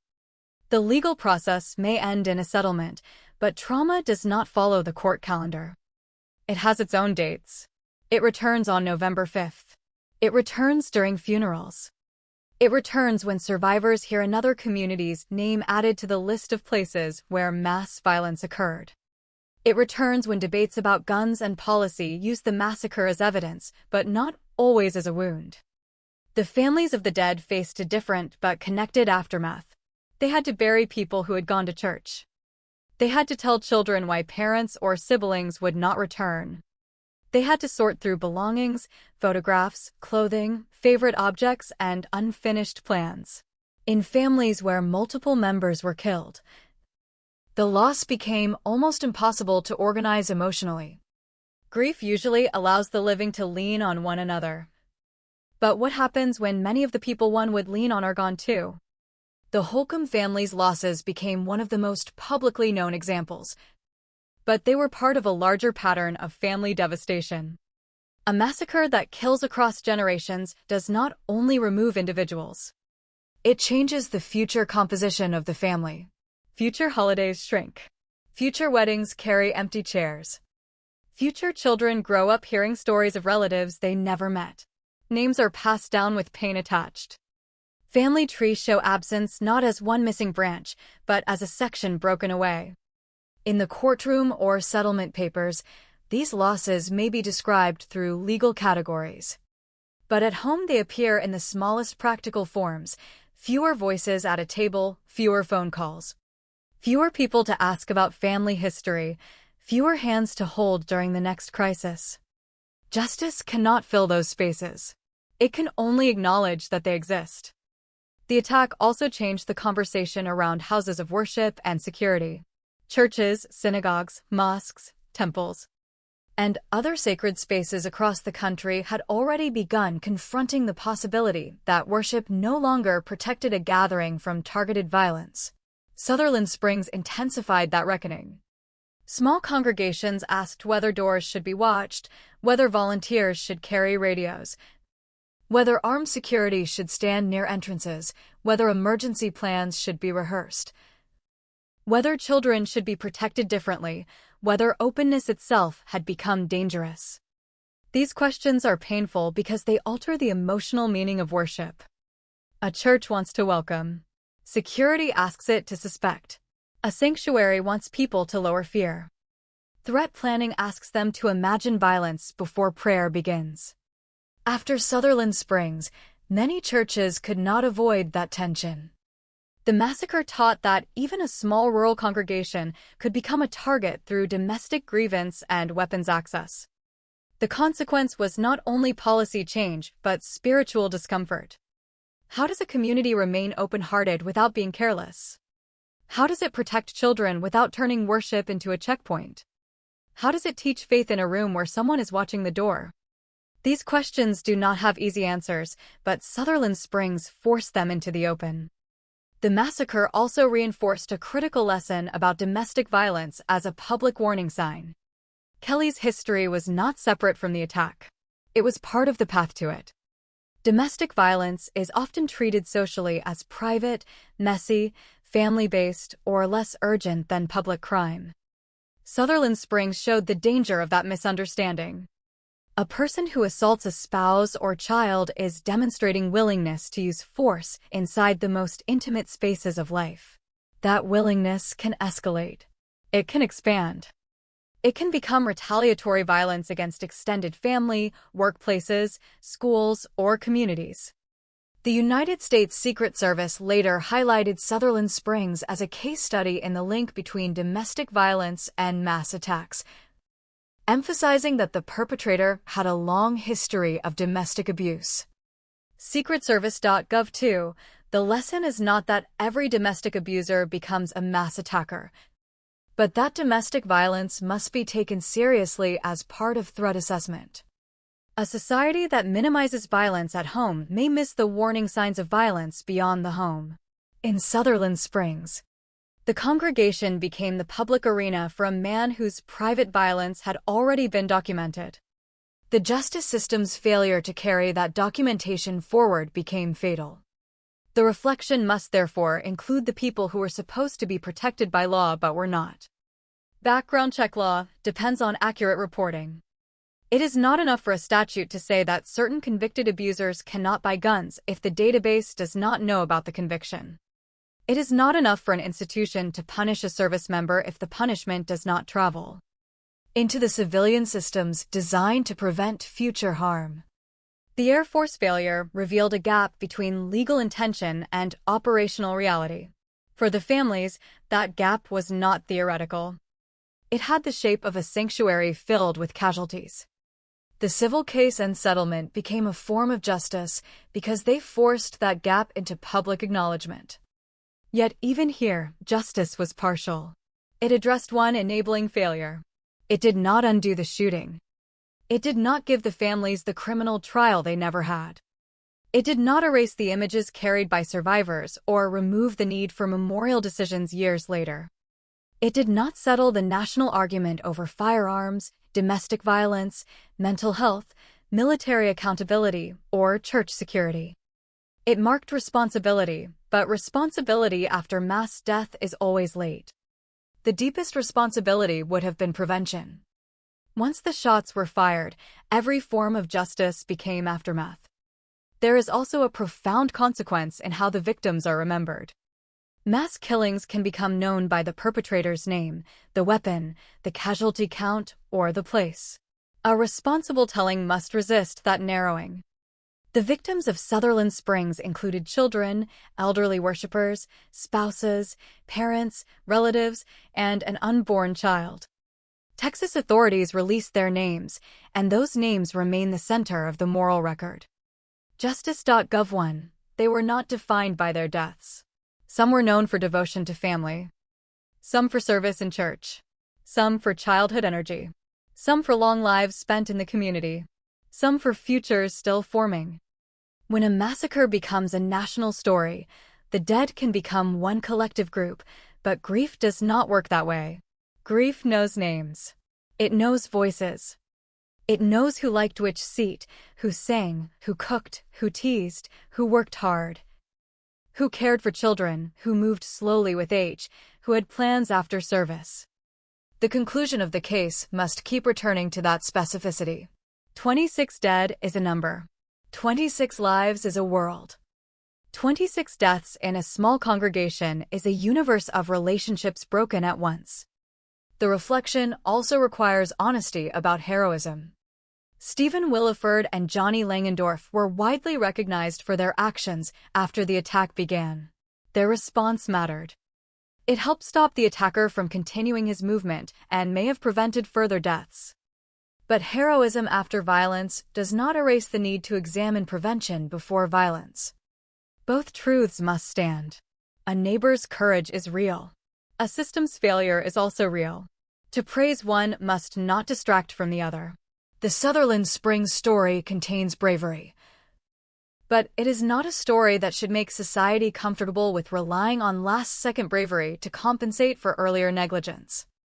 A community should not need a neighbor to run barefoot or unprepared toward gunfire because a disqualifying conviction was never entered into the right database. Courage deserves honor. Prevention deserves demand. The families deserved both. In the years after the attack, Sutherland Springs became part of America's larger memory of mass violence. But it also risked being absorbed into the endless cycle of names: Columbine, Virginia Tech, Sandy Hook, Charleston, Orlando, Las Vegas, Parkland, El Paso, Uvalde, Buffalo, and so many more. Each place is different. Each has its own victims, setting, motive, failures, and aftermath. Yet the national pattern can make grief feel repetitive to outsiders. Another shooting. Another vigil. Another argument. Another anniversary. For those inside the community, nothing is repetitive. Their dead are singular. Their wound is singular. Sutherland Springs was not simply one more entry in a national list.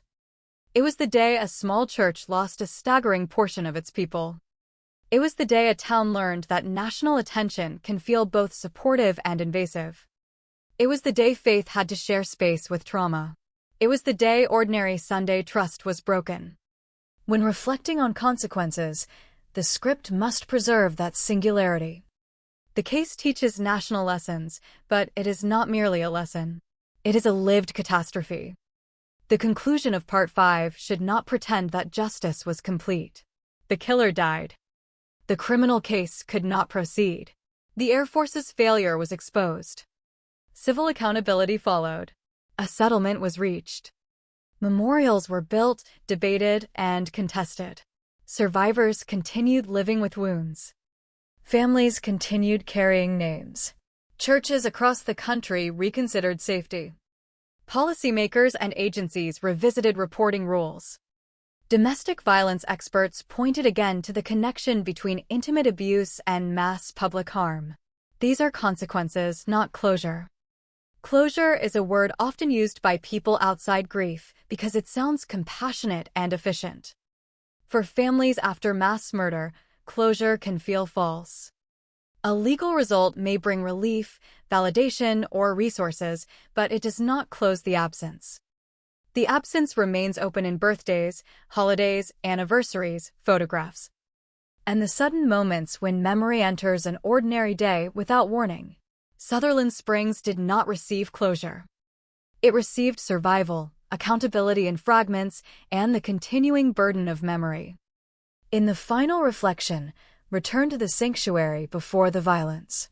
Not because the crime scene should be softened, but because the victims deserve to be remembered in the world the killer interrupted, not only in the world he created. Imagine the small church before the attack, the late morning light, the sound of people settling into worship, the children near adults, the familiar faces.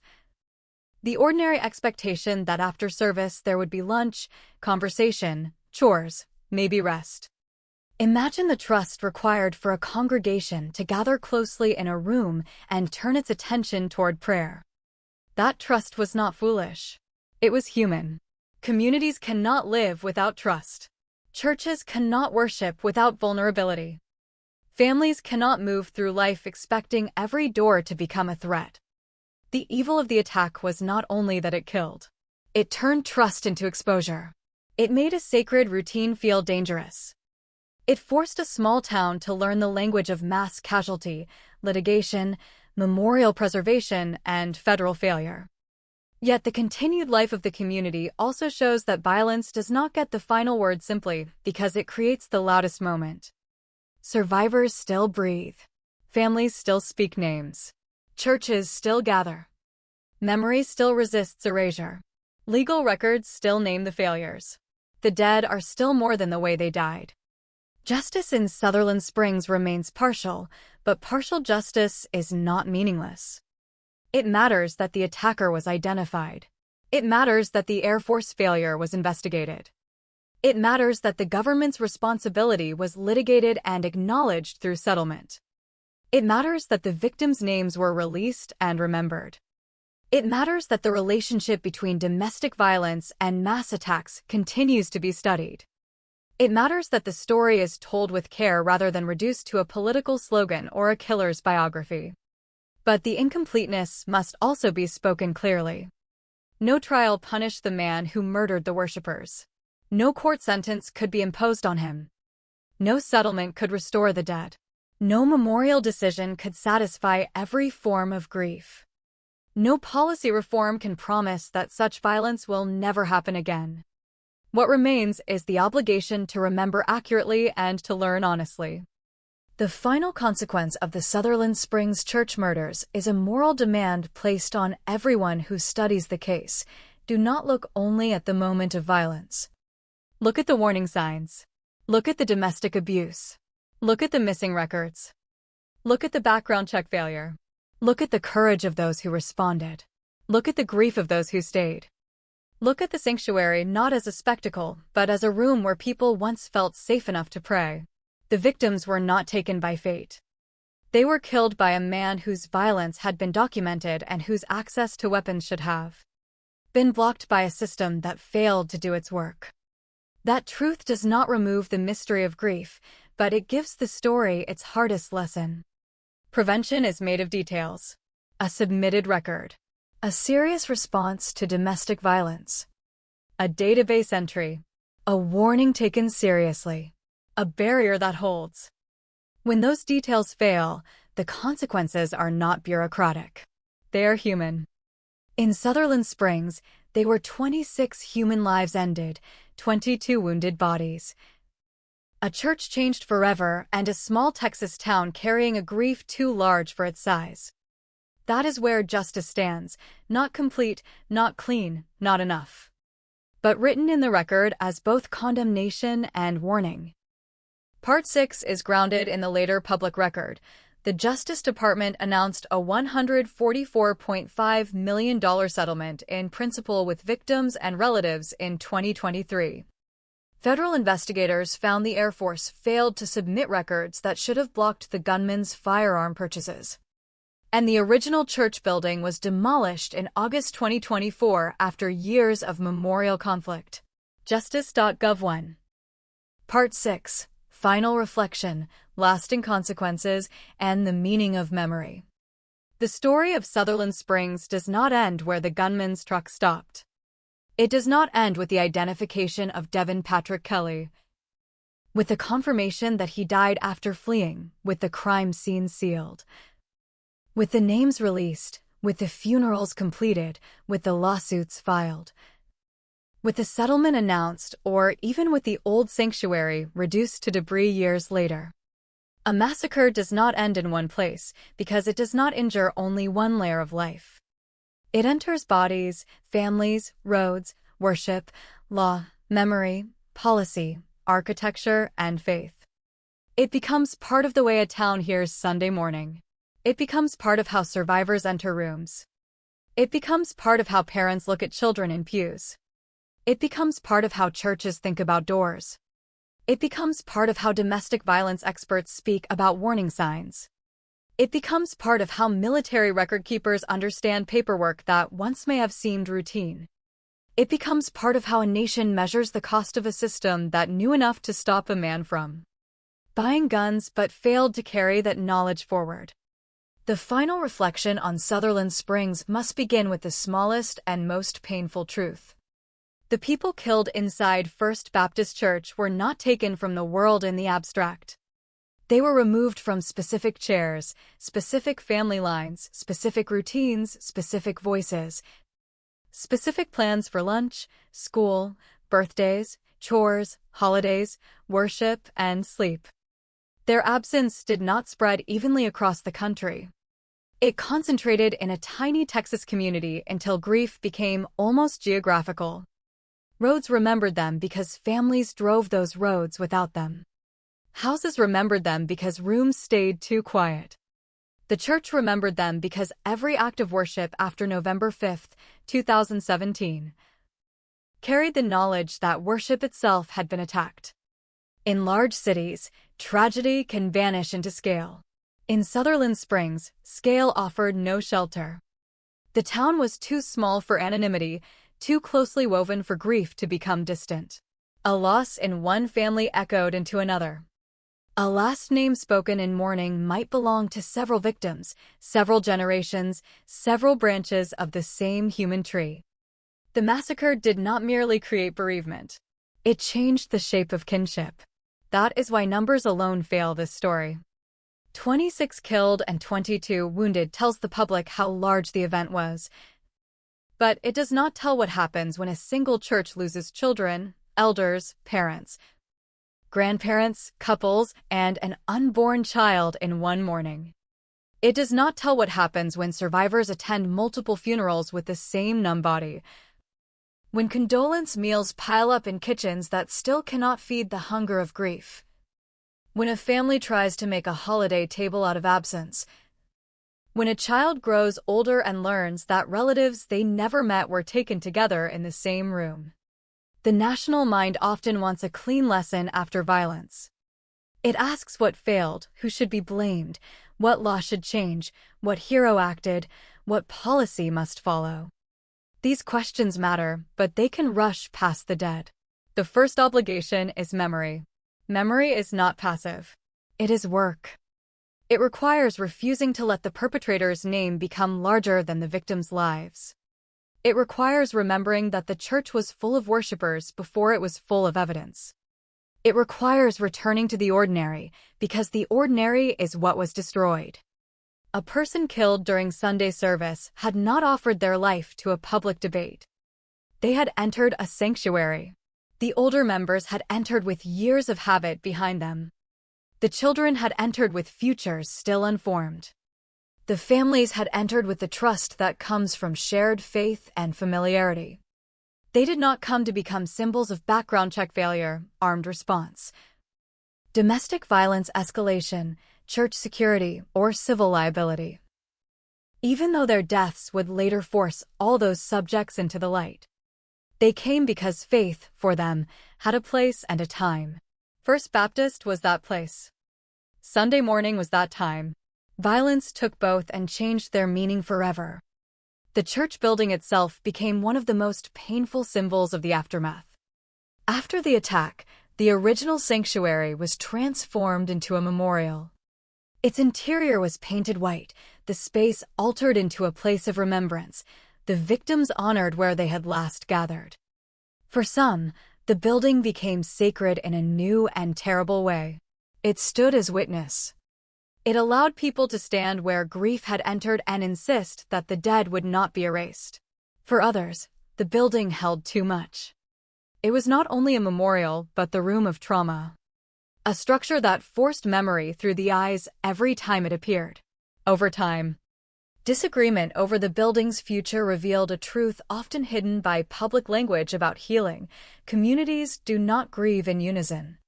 Even people who love the same victims may need different things from the place where those victims died. One person may need preservation because demolition feels like erasure. Another may need demolition because preservation feels like imprisonment. One may see white walls and names as reverence. Another may see a room that should no longer stand because it belongs to the worst moment of their life. The original First Baptist Church building was demolished in August 2024 after years of debate and legal efforts to delay or prevent that outcome. The Texas Tribune, too. The demolition did not end the grief any more than preservation would have ended it. It only changed the physical form of memory. When a massacre site comes down, the place does not become blank. Soil remembers. Families remember. Photographs remember. Lawsuits remember. News archives remember. Survivors remember in ways no bulldozer can touch. But the conflict over the building shows how mass violence forces impossible decisions on people who never asked to become custodians of tragedy. The sanctuary was once built for worship. After the attack, it was asked to become evidence, memorial, symbol, argument, and wound. No building can carry all of that without breaking something in the people around it. The legal aftermath produced another kind of memorial, written not in stone or architecture, but in findings, rulings, and settlements. The Justice Department's 2023 settlement in principle for $144.5 million with victims and relatives did not buy peace, because peace is not for sale. It did not restore the dead, because the dead cannot be restored by law. But it put into official language what the families had fought to establish. The Air Force's failure to report Kelly's disqualifying conviction mattered. Justice.gov 1. The Department of Defense Inspector General found that the Air Force did not submit his fingerprints or final disposition report documenting his conviction to the FBI for inclusion in criminal history databases, which allowed him to purchase the weapons used in the shooting. Dodie.mil 3. That sentence carries the cold force of bureaucracy and the heat of human loss at the same time. Fingerprints. Final disposition. Conviction. FBI databases. Weapons used in the shooting. Each term is procedural until it is placed beside the names of the dead. Then procedure becomes fate. A missing record becomes a failed barrier. A failed barrier becomes a rifle in a sanctuary. A rifle in a sanctuary becomes 26 deaths, 22 wounded people, and a town changed permanently. The lesson is not that paperwork is more important than people. It is that paperwork, when connected to violence prevention, is one of the ways society protects people it will never meet. A clerk, agent, military investigator, or official entering data may never see the faces of those protected by that entry. But the protection exists. A record properly submitted may stop a purchase. A purchase stopped may prevent a weapon from reaching a violent person. A weapon denied may mean a church service continues into lunch and afternoon plans instead of becoming a crime scene. Prevention often looks dull before it works. It looks like forms, checks, training, audits, compliance, coordination, and records arriving where they should. After Sutherland Springs, those dull tasks can no longer be treated as small. They are the invisible architecture between documented danger and public safety. The Air Force failure became central because Kelly's violent history was not unknown in every sense. He had been convicted by court-martial for assaulting his wife and stepson. That conviction should have followed him into the background check system. It did not. This fact also forces a deeper reflection on domestic violence. The Sutherland Springs case is often remembered as a church shooting, and it was. But it was also a domestic violence-related mass attack, one in which private grievance expanded into public slaughter. The U.S. Secret Service has since used the case to highlight the connection between domestic violence and mass attacks, emphasizing that domestic violence can reach beyond a single household and become a wider public threat. SecretService.gov. This is one of the most urgent lessons of the case. Domestic violence is often minimized by society because it happens behind doors, within relationships, in families where outsiders may feel unsure how to intervene. It can be treated as personal drama, a bad marriage, a custody conflict, a household problem. But domestic violence is a pattern of control, entitlement, intimidation, and harm. When a person has shown willingness to injure a spouse or child, that person has already crossed a profound moral and behavioral line. In some cases, that violence escalates outward. The target expands. The abuser's anger moves toward relatives, coworkers, schools, public spaces, or, as in Sutherland Springs, a church associated with the family network. To treat domestic violence as private is to misunderstand its public danger. The people inside First Baptist were not all direct participants in Kelly's domestic conflict, yet they became victims of violence rooted in that world. The lesson is written in the attack structure.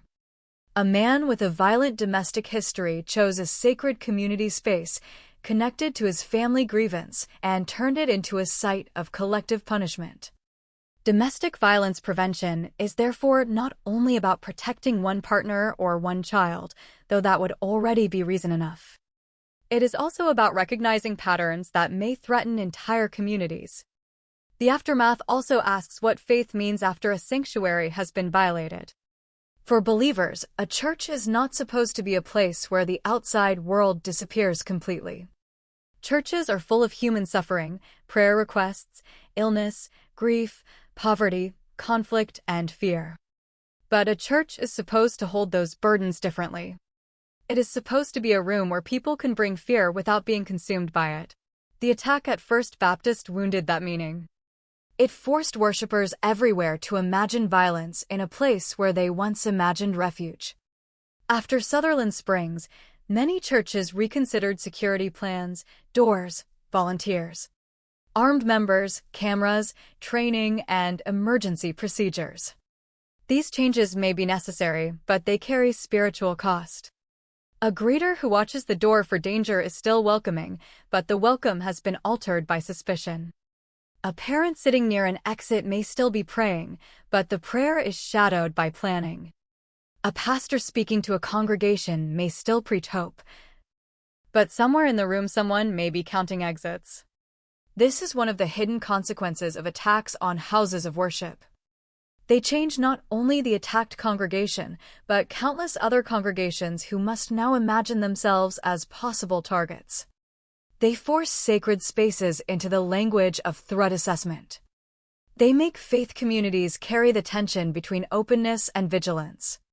The people of Sutherland Springs did not choose to become part of that national lesson, but their suffering became one of the reasons other churches began asking how to protect the vulnerable without surrendering the spirit of welcome. Survivors carried the consequences in even more intimate ways. A survivor of a mass shooting lives with the knowledge that time split. There is before and after. And the body knows the boundary even when the calendar tries to move forward. The wounded may face surgeries, physical therapy, chronic pain, nerve damage, mobility changes. medical bills, scars, and fear that sits deep in the nervous system. The unwounded survivors may still carry injuries that cannot be seen: panic, nightmares, guilt. Memory gaps, sudden anger, numbness, inability to enter churches, inability to sit with their back to a door, inability to hear a loud sound without returning to the sanctuary. A survivor may be praised for strength while feeling internally ruined. They may be asked to tell their story when they are tired of telling it. They may be expected to represent hope when they are still full of rage. They may feel pressure to forgive because the setting was a church, while forgiveness, if it comes at all, belongs to the survivor's own soul and timetable, not to the expectations of an audience. Sutherland Springs was a faith community, and that can make the language of healing especially complicated. Outsiders may expect faith to make grief cleaner or more graceful, but faith does not erase trauma. It may give words to pain, create rituals for mourning, and hold people together when they cannot stand alone, but it does not make the absence smaller. A mother who believes in heaven still misses the child at the table. A father who prays still wakes to the same missing voice. A survivor who trusts God may still flinch at a slamming door. Faith and trauma can inhabit the same body. The families of the dead face the long labor of remembrance. In the first days, remembrance is public: vigils, candles, photographs, statements, funerals. Reporters asking for stories, leaders speaking at microphones. Later, remembrance becomes quieter and harder. It becomes the birthday no one outside the family remembers. It becomes the unopened box. It becomes the favorite song that cannot be heard without leaving the room. It becomes the child growing older than the sibling who died. It becomes the anniversary that approaches like weather. It becomes the strange feeling of hearing the town's name in national news and knowing that. To others, Sutherland Springs means an event, while to you it means people. Families who lost multiple relatives carry layered grief. They cannot mourn one person without brushing against the absence of another. A family gathering may feel hollow from every direction. Older relatives may become keepers of too many stories. Younger ones may inherit grief as part of family identity. The unborn child counted among the dead represents one of the most profound forms of stolen future. A life known through expectation rather than memory. The very young victims represent futures interrupted before personality had fully unfolded. The elderly victims represent lives of history, service, and memory suddenly cut from the congregation. Every age group carried a different kind of loss. Together, they made the massacre feel like an attack on the whole arc of human life, from the unborn to the aged. The town's recovery, if that word can be used, was not a return to what existed before. Recovery after mass violence is not restoration. It is adaptation under pressure. A community learns how to live with the story attached to its name. It learns how to handle visitors who come to pay respects and others who come out of morbid curiosity. It learns how to talk to journalists and when to refuse. It learns how to build a new church while arguing over the old one. It learns how to hold memorial services year after year without letting memory become performance. It learns how to let children grow up with knowledge of the attack without making fear the center of their lives. It learns how to disagree within grief. That last lesson may be the hardest. Mass tragedy is often imagined as unifying, and in the first hours it can be. People bring food. They donate. They pray. They offer money, blood, labor, and attention. But grief changes over time, and people's needs diverge. Some want public remembrance. Some want privacy. Some want the building preserved. Some want it gone. Some want political reform. Some want no politics near their dead. Some want to speak often. Some never want to speak again. None of these responses is the single correct one. The tragedy is shared, but the grief is individual. Sutherland Springs had to live through that complexity under public watch. The national consequence remains unsettled because the country continues to struggle with the same issues the case exposed. The failure to submit Kelly's conviction led to renewed attention to the national instant criminal. background check system, and to legislation and reforms aimed at improving reporting. Yet the broader problem of mass shootings, domestic violence, firearm access, and institutional coordination did not disappear.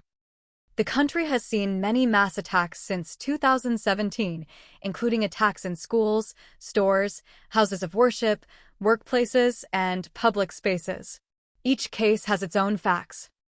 But Sutherland Springs remains a stark example of how a known domestic abuser can become a mass attacker when disqualifying records fail to reach the systems designed to block weapon access. It also remains a reminder that prevention is often not one dramatic intervention, but many ordinary ones working together. A domestic violence report taken seriously. A conviction correctly classified. Fingerprints submitted. A final disposition entered. A background check functioning with complete information. Threats communicated to those able to respond. Family members protected. Warning signs connected. When one piece fails, another may still hold. When several fail, danger advances. The Sutherland Springs attack advanced through a gap that should not have existed. That is why the case belongs not only to Texas history, but to the national history of preventable violence. Yet the final reflection must resist turning the victims into instruments for policy alone. They were not killed so society could learn a lesson. They should have lived. Any lesson drawn from their deaths must be offered with that humility. There is a difference between learning from tragedy and using tragedy. Learning requires reverence. It keeps the victims close. It speaks with care. It acknowledges complexity. It admits when facts are known and when they are not.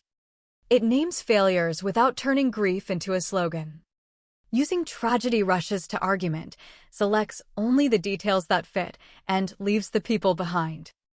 The Sutherland Springs case has been used in debates about armed citizens, church security, background checks, domestic violence, military accountability, and gun policy. Many of those debates are necessary, but they must not reduce the dead to evidence points. The story's moral center remains the congregation, not the argument. The attacker's death also leaves a strange silence at the heart of accountability. There was no trial, no verdict, no prison sentence, no public confrontation in which survivors could speak to him across the courtroom.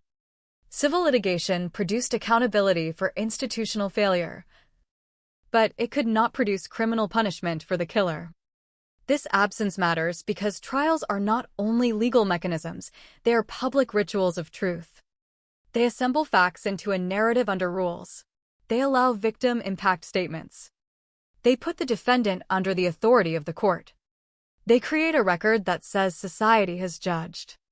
Sutherland Springs had investigative findings and civil accountability, but no criminal trial. The dead attacker escaped earthly judgment in the formal legal sense. That does not mean there was no truth. It means the truth had to be carried through reports, lawsuits, survivor testimony, memorials, and public memory instead of a criminal verdict. For families, this can feel like unfinished justice. The killer is known, but never sentenced. The government's failure is acknowledged, but the dead remain dead. The settlement is historic, but the sanctuary is gone. The nation remembers, but not every day. The town continues, but never as before. The final image of Sutherland Springs should not be the gunman. It should not be the weapon. It should not even be the demolished church building as the last word, because the building was only one vessel for memory. The final image should be the congregation before the attack, because that is the truth violence tried to erase, people sitting together in ordinary faith. A child near family. An elder settled into a familiar place. A song or prayer moving through a small room. Sunlight outside. Cars parked nearby. A pastor's family connected to the church even in absence. A town unaware that its name was about to change forever. That moment is not sentimental. It is evidence of what mattered. Violence is often loud, but the lives it destroys are built from quiet things. The final act of respect is to hear those quiet things again. The sound of greetings before service. The rustle of clothes as people sit. the small impatience of children, the comfort of routine, the trust that allowed worshippers to face forward, the belief that this room, at this hour, was safe enough for prayer. The attacker destroyed that morning, but he did not own the meaning of the people inside it. Their lives remain larger than the violence. Even if the violence is the reason the wider world knows their names. Sutherland Springs stands as a warning and a memorial. It warns that domestic violence can become mass violence. It warns that a background check system is only as strong as the records fed into it. It warns that institutions can fail in quiet ways with catastrophic results. It warns that sacred spaces are not automatically protected from the rage that grows elsewhere. It warns that heroism may stop further harm, but cannot replace prevention. It warns that communities touched by mass violence will continue struggling with memory long after the nation turns away. But it also memorializes human bonds, families who worshipped together, neighbors who moved toward danger, survivors who endured, relatives who fought for accountability, and a town that had to carry grief under the gaze of the country. The conclusion is therefore not closure. Closure would be too neat, too false, too small for what happened. The conclusion is responsibility. Responsibility to remember the victims as people rather than numbers. Responsibility to speak of the perpetrator without magnifying him. Responsibility to name domestic violence as a serious warning sign. Responsibility to demand that disqualifying records be reported fully and accurately. Responsibility to understand that prevention lives in details. Responsibility to honor survivors without demanding that they heal on command. Responsibility to recognize that grief can disagree with itself. Responsibility to treat houses of worship not as political symbols first, but as communities of human beings whose trust deserves protection. On November 5, 2017, First Baptist Church of Sutherland Springs became a place where the ordinary was shattered. Years later, the old building has come down, the lawsuits have produced accountability, and the official record has named the failures. But the deepest record remains in the lives altered forever. It remains in families who carry names. It remains in survivors who still feel the mourning in their bodies. It remains in a town whose quiet roads hold a memory too heavy for their size. It remains in the national obligation to ask not only how such violence is mourned, but how it might be prevented. The final word belongs not to the attacker, not to the failed record, not to the settlement figure, and not to the demolished walls. It belongs to the people who entered church expecting peace. Their absence is the measure of the crime. Their memory is the reason the story must be told with care. Their lives, not their deaths alone, are the truth Sutherland Springs asks the world to carry.